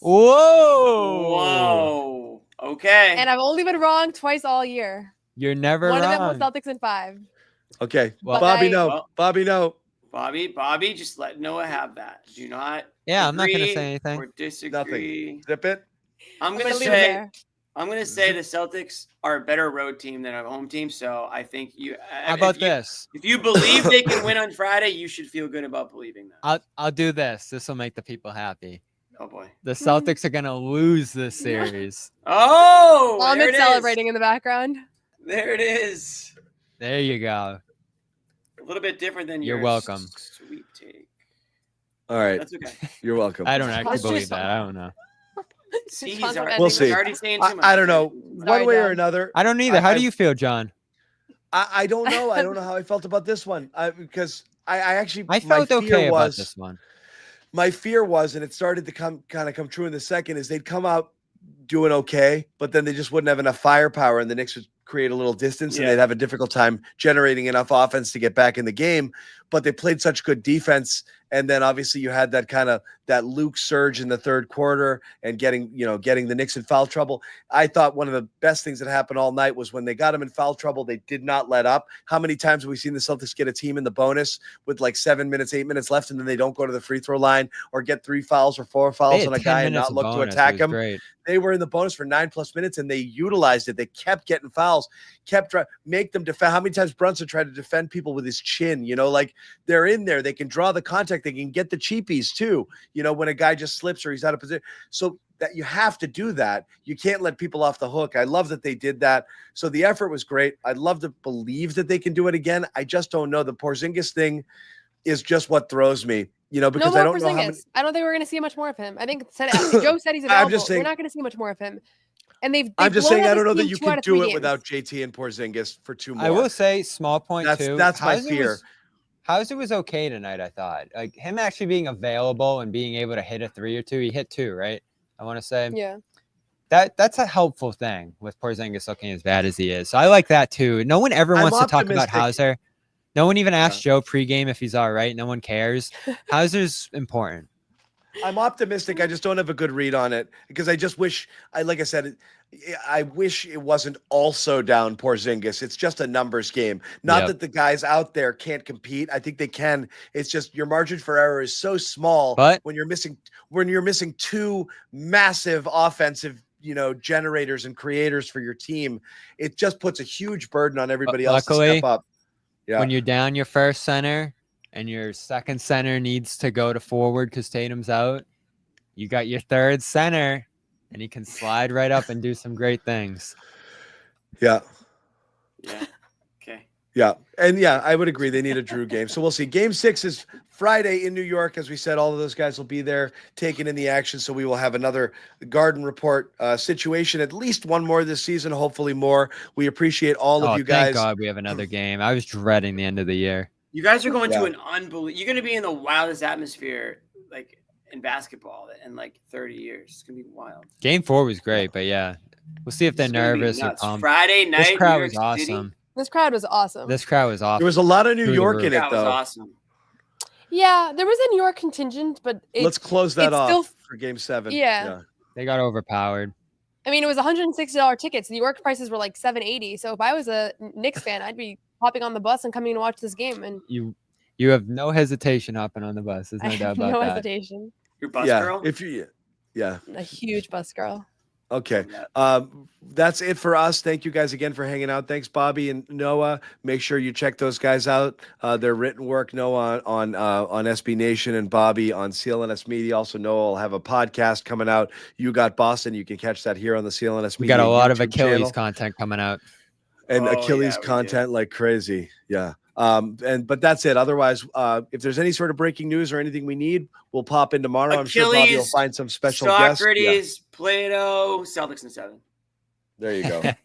There's another shirt. Here we go. Very good. We'll see you guys later. No one's sneaking a vegan brownie by me, I'll tell you that. Okay, you know what, Don? We're going to do it. You have to feel that way too, Bobby. I have to feel that way. Let's fight out over and make Luke your first center. Bobby, we gave you Luke an hour early. We are not going to end this on a damn conversation about Luke